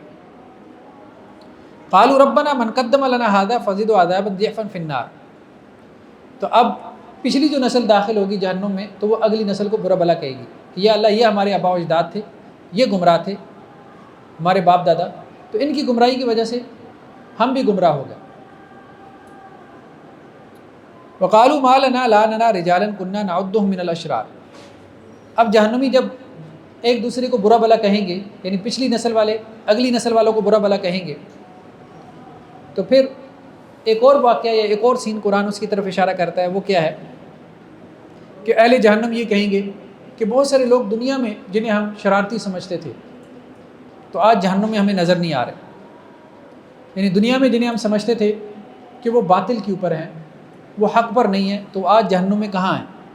اتخذناہم سخریا ام زاغت عنہم الابصار, کیا ہم نے ان کو مذاق بنا لیا, یا ہم نے ان کا ٹھٹا کیا, یا ان کی آنکھیں یا ہماری آنکھیں ان سے کج ہو گئی ہیں, یعنی ہم ان کو کیوں نہیں دیکھ پا رہے. دنیا میں یا تو ہم نے غلط سمجھا تھا کہ وہ باطل کے اوپر ہیں. ان ذالک لحق تخاصم اہل النار, اہل جہنم کا یہ جو جھگڑنا ہوگا یہ بے شک حق ہے, برحق ہے, یعنی قیامت والے دن ان کا جو جھگڑنا ہے. میرے خیال میں یہ بند کر دیں, بہت ہی شور مچا دیں. یہ کھڑکی بند. خواتین ہیں, پتہ نہیں اللہ ان کو ہدایت دے, اب کیا شہر اعتکاف لگایا ہوا ہے, لوگوں کے بیڈ روم میں آوازیں جا رہی ہیں. 27 کی رات یقین مانیں ہمارے بیڈ روم میں میرا پیا گھر آیا اور آنجڑا پورا, مطلب یہ عبادت ہے ان لوگوں کی, یہ عبادت ہے, یہ لیلۃ القدر منا رہے ہیں. وہ قرآن یہ کہتے ہیں نا کہ برے اعمال ان کے لیے مزین کر دیے جاتے ہیں, خوبصورت بنا دیے جاتے ہیں. بھائی طاق رہا تھا کوئی اللہ کی عبادت کر لو, وہ فل میوزک کے ساتھ قوالی لگائی ہوئی, اور وہ بھی خواتین میں, محلے کو علیحدہ سے پریشان کیا ہوا ہے. تو اہل جہنم جو ہے ان کے اس مکالمے کا تذکرہ ہے کہ وہ بہت سارے لوگوں کے بارے میں کہیں گے کہ جن کے بارے میں ہمارا یہ گمان تھا کہ وہ جہنم میں جائیں گے، تو آج ہمیں جہنم میں نظر نہیں آ رہے، یعنی وہ لوگ کہاں ہوں گے؟ جنت میں ہوں گے۔ تو دنیا میں بعض اوقات انسان دوسرے کو جہنمی سمجھ رہا ہوتا ہے، لیکن قیامت والے دن ہو سکتا ہے کہ وہ جنت میں چلا جائے۔ کیوں نہیں ہو سکتا؟ جس کو آپ جہنمی سمجھ رہے ہو ضروری تو نہیں کہ وہ جہنم میں جائے، اور ہو سکتا ہے آپ اپنے آپ کو جنتی سمجھ رہے ہو اور آپ جہنم میں پہنچیں۔ تو جہنم کے معاملے میں انسان کو ڈرتے رہنا چاہیے، قرآن کی ان آیات سے یہی معلوم ہوتا ہے۔ نیکسٹ آیات میں ابلیس لعین کے ایک چیلنج کا تذکرہ ہے کہ جو اس نے اللہ سبحانہ و تعالیٰ کو دیا تھا۔ جب اللہ تعالیٰ نے اسے کہا کہ میرے دربار سے نکل جاؤ، تو اس وقت اس کو ایک چیلنج جو ہے وہ اس نے اللہ سبحانہ و تعالیٰ کو دیا۔ قال فبعزتک لاغوینہم اجمعین، تو اس نے اللہ کو کہا کہ آپ کے عزت اور آپ کے جلال کی قسم، میں اولاد آدم میں سے سب کو گمراہ کر کے رہوں گا، الا عبادک منہم المخلصین، ہاں جو آپ کے خالص بندے ہیں وہ باقی رہ جائیں گے، ان کو میں گمراہ نہیں کر پاؤں گا۔ اللہ تعالیٰ کے مخلص بندے جنہیں اللہ نے اپنے کام کے لیے چن لیا، بس اللہ سے یہ دعا کرتے رہنا چاہیے کہ یا اللہ ہمیں بھی اپنے مخلص بندوں میں شمار فرما، اپنے خالص بندوں میں شمار فرما، کہ جن کے بارے میں تو نے یہ وعدہ کیا، یا جن کے بارے میں شیطان بھی مایوس ہو چکا ہے کہ شیطان کہتا ہے کہ جی میرا وار ان کے اوپر نہیں چل سکتا۔ قال فالحق والحق اقول، تو اللہ نے کہا کہ حق اور میں حق ہی کہتا ہوں، لأملأن جہنم منک وممن تبعک منہم اجمعین، کہ میں جہنم کو تجھ سے بھی بھر دوں گا، یعنی شیاطین سے بھی، اور جنہوں نے تیری پیروی کی اولاد آدم میں سے ان سے بھی جہنم کو بھر دوں گا۔ نیکسٹ سورہ زمر کا تذکرہ ہے۔ سورہ زمر کے جو بڑے مضامین ہیں ان میں سے توحید ہے۔ شروع کی آیات میں اللہ سبحانہ و تعالیٰ نے توحید کو بیان فرمایا۔ الا للہ الدین الخالص، دیکھو اللہ تعالیٰ کو خالص دین پسند ہے، ملاوٹ والا دین اللہ تعالیٰ کو پسند نہیں ہے۔ اور خالص دین کیا ہے؟ کہ اللہ کے ساتھ کسی کو شریک نہ ٹھہراؤ، صرف اللہ کی عبادت کرو۔ والذین اتخذوا من دونی اولیاء، اور جن لوگوں نے اللہ کے علاوہ اولیاء پکڑ لیے۔ اب دیکھیں قرآن ایک اصطلاح استعمال کرتا ہے، ہمارے لوگوں کو پتہ نہیں کیوں نہیں سمجھ میں آتی، شرک میں پڑے ہوئے ہیں۔ قرآن یہ نہیں کہتا کہ جنہوں نے اللہ کے علاوہ بت پکڑ لیے، اصنام پکڑ لیے، لفظ ہے ہی نہیں اصنام کا۔ قرآن نے ہر جگہ کیا کہا؟ اولیاء پکڑ لیے، اور آج بھی اولیاء ہی پکڑے ہوئے ہیں۔ عجیب بات یہ، قرآن میں جہاں شرک کا تذکرہ ہے وہاں آپ کو اولیاء کا لفظ ملے گا۔ اس کی وجہ یہ کہ وہ بھی یہ کہتے تھے کہ یہ بت اصل میں بت نہیں ہے، ان کے پیچھے اولیاء ہیں، اللہ کے اولیاء جن کے ناموں کے انہوں نے بت بنا رکھے تھے۔ کہتے بت تو علامت ہے۔ اب ہندوؤں میں بھی دیکھیں، کرشن جی، فلانا، گنیش، اور یہ مختلف قسم کے جو بھی ہیں ان کے یہاں، وہ پیچھے پرسنالٹیز ہیں، وہ تو یہی کہتے ہیں ہسٹوریکل فگرز تھے ان کے یہاں، وہ اشخاص تھے، مقدس شخصیات تھیں، نیک لوگ تھے ان کے یہاں جن کے وہ بت بنائے گئے، اور ان بتوں کے ذریعے سے اللہ کا تقرب حاصل کیا جاتا ہے۔ تو آج بھی ہمارے یہاں وہی اولیاء کا کانسیپٹ ہے۔ والذین اتخذوا من دونی اولیاء، اور جنہوں نے اللہ کو چھوڑ کے اولیاء پکڑ لیا، یا اللہ کے مقابلے میں اولیاء پکڑ لیا۔ ما نعبدہم الا لیقربونا الی اللہ زلفی، اور وہ کیا کہتے ہیں کہ ہم ان اولیاء کی عبادت کس لیے کرتے ہیں؟ ہم اس لیے ان کی عبادت کرتے ہیں تاکہ یہ ہمیں اللہ کے قریب کر دیں، یہ نہیں کہ یہ اللہ ہے، اللہ کے ہمیں قریب کر دیتے ہیں۔ یہی کانسیپٹ ہے آج بھی۔ چھت پہ پہنچنے کے لیے سیڑھی کی ضرورت ہے، بڑے افسر سے ملاقات کے لیے چھوٹے افسر سے ملنا پڑتا ہے، اسی قسم کی مثالیں آپ کو ملتی ہیں۔ تو اللہ تک پہنچنے کے لیے اولیاء کی ضرورت ہے۔ ان اللہ یحکم بینہم فیما ہم فیہ یختلفون، بے شک اللہ تعالیٰ ان کے مابین فیصلہ کرے گا جس میں کہ وہ اختلاف کرتے تھے۔ ان اللہ لا یہدی من هو کاذب کفار، اللہ تعالیٰ اس کو ہدایت نہیں دیتا جو جھوٹا ہے اور ناشکرا ہے، اللہ کی قدر ہی نہیں کر رہا، اور اللہ کے اوپر جھوٹ باندھ رہا ہے کہ اللہ نے یہ اولیاء بنائے، اللہ نے اپنے اختیارات ان میں تقسیم کر دیے۔ اب وہ دلیلیں لا لا کے گھڑ گھڑ کے جو ہے وہ ثابت کرنے کی کوشش کر رہا ہے، جھوٹی روایات، من گھڑت روایتیں بیان کر رہا ہے، قصے بیان کر رہا ہے۔ اللہ اس کو کیسے ہدایت دے گا؟ ایسے جھوٹے کو تو اللہ تعالیٰ ہدایت نہیں دے گا۔ تو مشرک کبھی شرک سے نہیں نکل سکتا الا ماشاء اللہ، بدعتی کبھی بدعت سے نہیں نکل سکتا الا ماشاء اللہ۔ یہ تو اللہ تعالیٰ جس کو ہدایت دے دے تو دے دے۔ تو قرآن نے کہا نا وما یؤمن اکثرهم باللہ الا وهم مشرکون، اکثر اللہ پہ ایمان لے آئیں گے لیکن مشرک کے مشرک رہیں گے۔ یہی صورتحال آج ہمیں نظر آتی ہے، لیکن یہ ہے کہ کوئی ڈر اور خوف نہیں ہے، کوئی ڈر اور خوف نہیں، بس یہ ہے کہ چند ایک نعرے بنا لیے لوگوں کو شرک کے اوپر پکا کرنے کے لیے، وہ بھی شیطان نے ان کو سجا دیا، وہ وہابی ہے، ناسبی ہے، فلانا ہے، یہ ہے وہ ہے۔ اب وہ لوگوں کو پکا کرنے کے لیے اس کی بات ہی نہ سنو، اس کی بات نہ سنو، قرآن کو تو جو ہے وہ ان باعث ہو کے پڑھ لو، قرآن کو تو پڑھ لو. قرآن جو ہے وہ پڑھنے کو تیار ہی نہیں ہے، قرآن سمجھنے کو تیار ہی نہیں. تو ہمارے خلاصہ قرآن میں بعض اوقات وہ بریلوی حضرات آ جاتے تھے، تو وہ مختلف طبقات سے لوگ آ جاتے تھے. تو ایک دفعہ ایک وہ مطلب پریکٹسنگ بریلوی تھے، تو انہوں نے پورا ہمارا جو ہے یہ خلاصہ قرآن سنا. اس کے بعد کہتے ہیں کہ یہ سارے خلاصہ قرآن میں آپ نے بتوں کا رد کیا ہے اور مجھے مزاروں کا رد سمجھ میں آتا رہا. مطلب مجھے تو یہ لگتا تھا کہ وہ جو بتوں کے نام پہ جو کچھ آپ بیان کر رہے تھے، تو یہ تو سارا ہم لوگ تو یہ سارا مزاروں قبروں کے نام پہ کر رہے ہیں. اگرچہ آپ نے نام نہیں لیا، اس وقت تو ہم نام بھی نہیں لیتے تھے، اب تو خیر نام لے لیتے. اس نے کہا یہ سارا کچھ ہو رہا ہے، اگر کچھ سمجھنے والا ہے تو اس کو یہ باتیں سمجھ میں آتی ہیں، بھلے آپ نام نہ بھی لیں. لیکن اس کے باوجود اب نام بھی لے لیں تو پھر بھی لوگوں کو سمجھ نہیں آتی. شرک کے اندر پڑے ہیں، سری شرک کے اندر پڑے ہوئے ہیں، لیکن توجیحات پہ توجیحات پیش کر رہے ہیں، دلائل پہ دلائل گھڑے جا رہے ہیں. کیونکہ بات یہ ہے کہ اللہ سے مانگنے میں تو کوئی اختلاف نہیں ہے نا. تو وہ جو صرف یہ کہہ رہا ہے کہ بھئی اللہ ہی سے مانگو، اس نے تو کوئی جہنم میں جانے کا سبب نہیں نا پیدا کیا.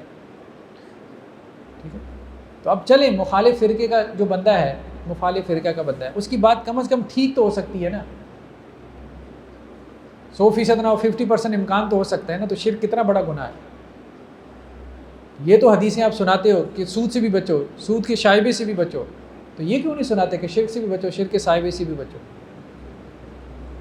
چلو ایک شرک تو ہے جو تمہارے علماء نے بتا دیا کہ یہ شرک ہے، جو دوسرے فرقے کے علماء بتا رہے ہیں کم از کم اس میں شرک کا شائبہ تو ہے نا. یہ تو انکار نہیں کر سکتے. تو شرک کے شائبے سے کیوں نہیں بچتے؟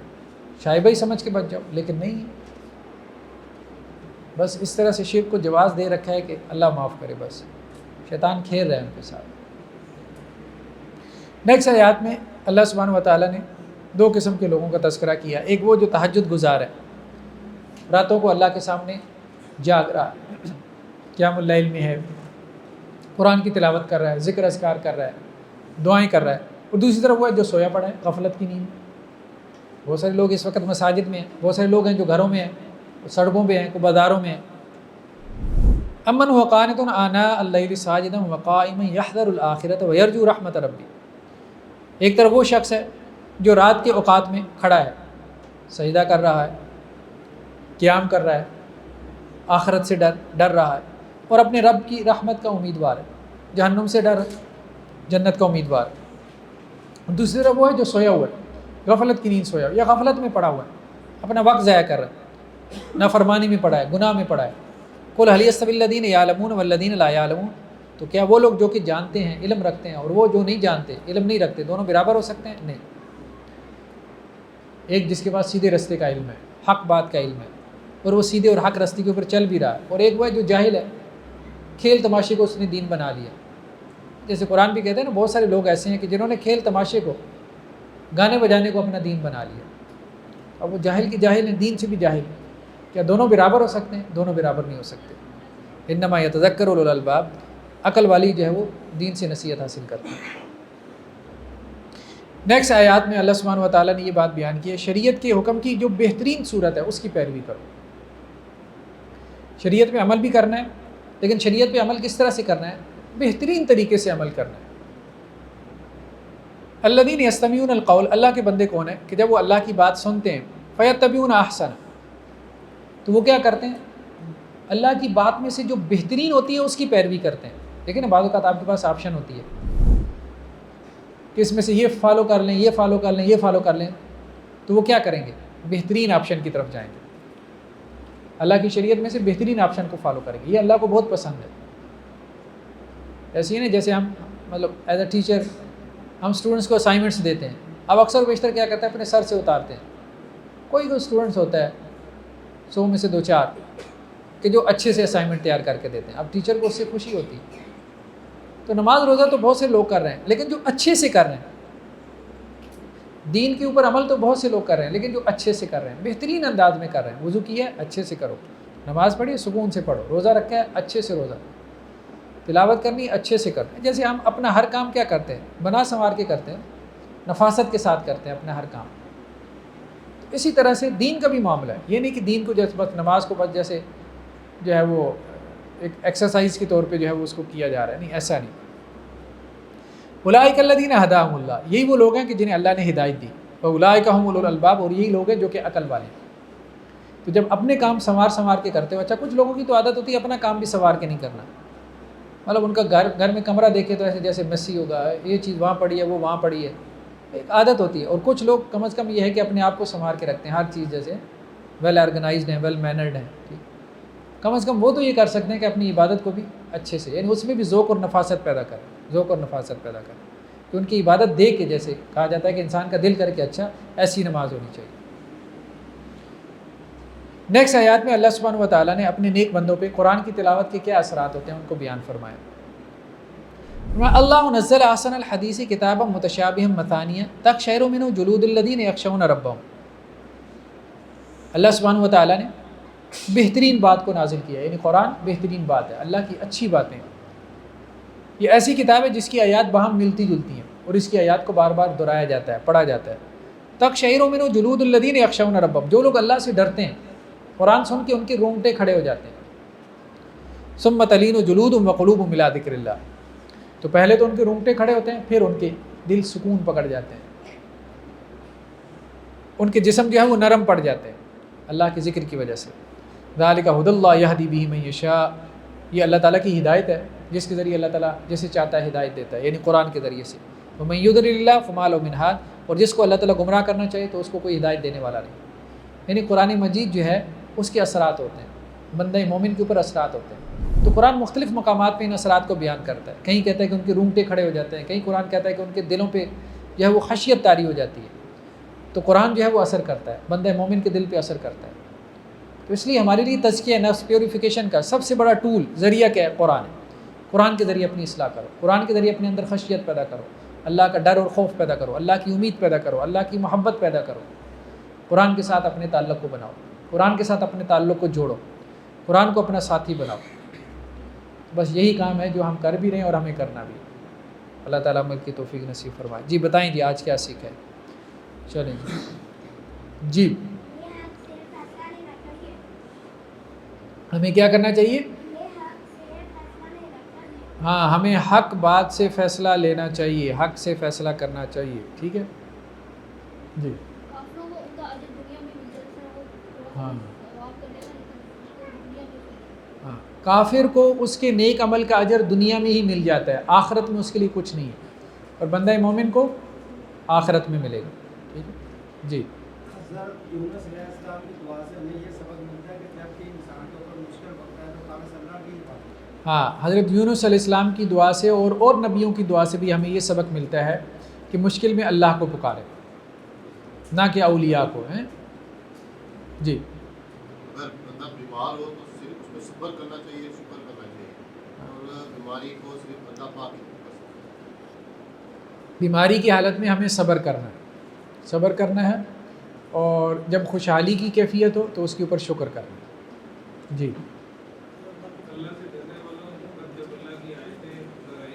ہاں، رونگٹے کھڑے ہوئے،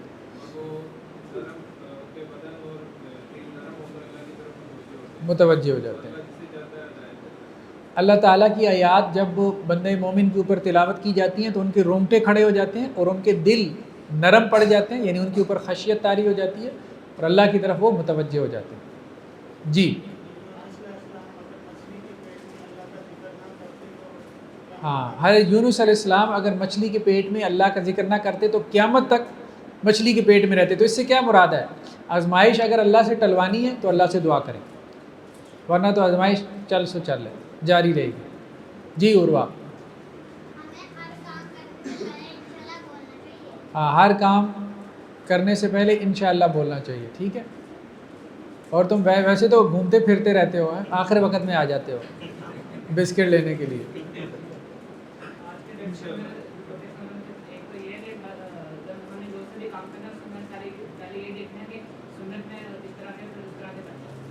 اور اس کے بعد یہ حالت ہے کہ ہر کام کرنے والے انشاءاللہ بولنا چاہیے، اور شرک کا ایک آیت ہے، شرک کا کوئی نہیں مطلب بت کی پرستی کا نام، جیسے ہم ہر سوچتے ہیں کہ اگر یہ بندہ ہماری مدد نہ کرتا تو ہمارا کام نہ ہوتا، یہ نہیں سوچنا چاہیے، یہ سوچنا چاہیے کہ اللہ اگر نہ چاہتا تو ہمارا کام نہ ہوتا۔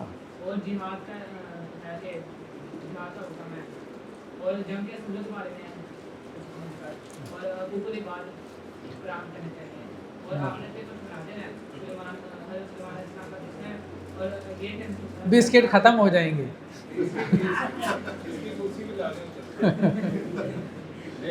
बिस्किट एक ही मिलेगा है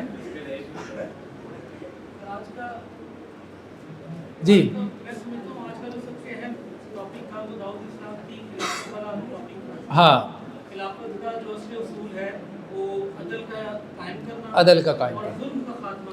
जुल्म का खात्मा करना। हमारे यहाँ जो जिहाद का गलत कॉन्सेप्ट हुआ जिसके बेस पे हम बहुत ज़्यादा जलील हुए, बहस के तो मुसलमान पूरी दुनिया के अंदर ये आज बहुत अहम मौजूद था। खिलाफत का जो कॉन्सेप्ट है वो क्या है कि हक यानी किताब व सुन्नत को कायम करना और जुल्म का ख़ात्मा।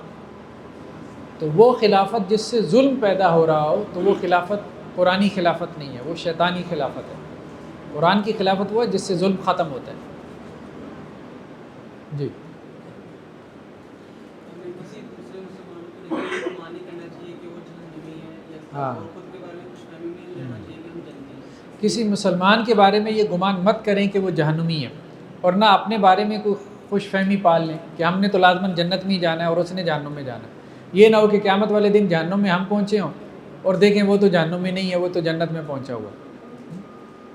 अल्लाह से डरते रहना चाहिए बस ये। जी। क्वेश्चन है कि आपने कहा कि पहली बार सूद होगा जाएगा, पिछले सारे कुछ खत्म हो जाएगा, फिर दूसरी बार इस्लामी कैसे सूद होगा? अल्लाह सुब्हानहू व तआला उनको पहले ज़िंदा करेंगे ना। तो दोबारा जिंदा होंगे? हाँ, ज़रूरी बात ऐसे ही। जी। और जी क्या सीखा आज हमने? कुरान से ताल्लुक़ रखने के बारे में भी है, कुरान से अपना ताल्लुक़ हाँ, माशाल्लाह माशाल्लाह। बिस्किट नहीं मिलेगा। चाहिए। चलेंगे। आजमाइश का कोई पहचान है कि आजमाइश जो है वो मतलब कहा जाए कि जैसे वो आता है ना कि बीमारी से भी आजमाया जाएगा और फल दे के आजमाया जाएगा, रिज़्क़ खाना की मुख्तलिफ तरीके आजमाने के, तो कोई पहचान है इसकी कि आजमाइश को लेकर ये आजमाइश है या कि अल्लाह का अज़ाब है या कोई? देखिए, बंदा मोमिन को यही समझना चाहिए कि ये आजमाइश है। तो सूरह अनकबूत के पहले रुकू में है कि जिसके अंदर निफाक है ना वो कहता है अल्लाह का अज़ाब है, इसलिए नहीं, उस तरफ नहीं जाना चाहिए। ठीक है, जिसके अंदर निफाक है तो वो उसको अल्लाह का अज़ाब समझ लेता है। तो बंदे मोमिन को जो है उसे अज़ाब नहीं समझना चाहिए, आजमाइश ही समझना चाहिए। भले वो उसकी अपनी गलतियों के सबब हो। देखिए, अपनी गलतियों के सबब हो कोई बात नहीं, उसको अल्लाह की तरफ से आजमाइश समझ।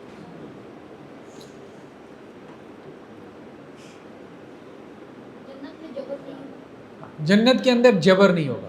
ठीक है, जन्नत आज़ादी की जगह है तो वहाँ जबर नहीं है। कई हदीसों में ये भी आता है कि कलमा वो जन्नत में जाएगा, आखिर जन्नत में जाएगा। हाँ, हदीस में ये बात भी आती है कि कलमा गो जिसने कलमा पढ़ लिया बिल आखिर वो जन्नत में चला जाएगा, भले अपने गुनाहों की सज़ा भुगत ले उसके बाद चला जाए, लेकिन कलमा पढ़ने वाला जिसने सिर्फ कलमा पढ़ा है वो भी आखिर में जन्नत में चला जाए। तो इसलिए इस कलमे की दौलत को छोटा नहीं समझना चाहिए।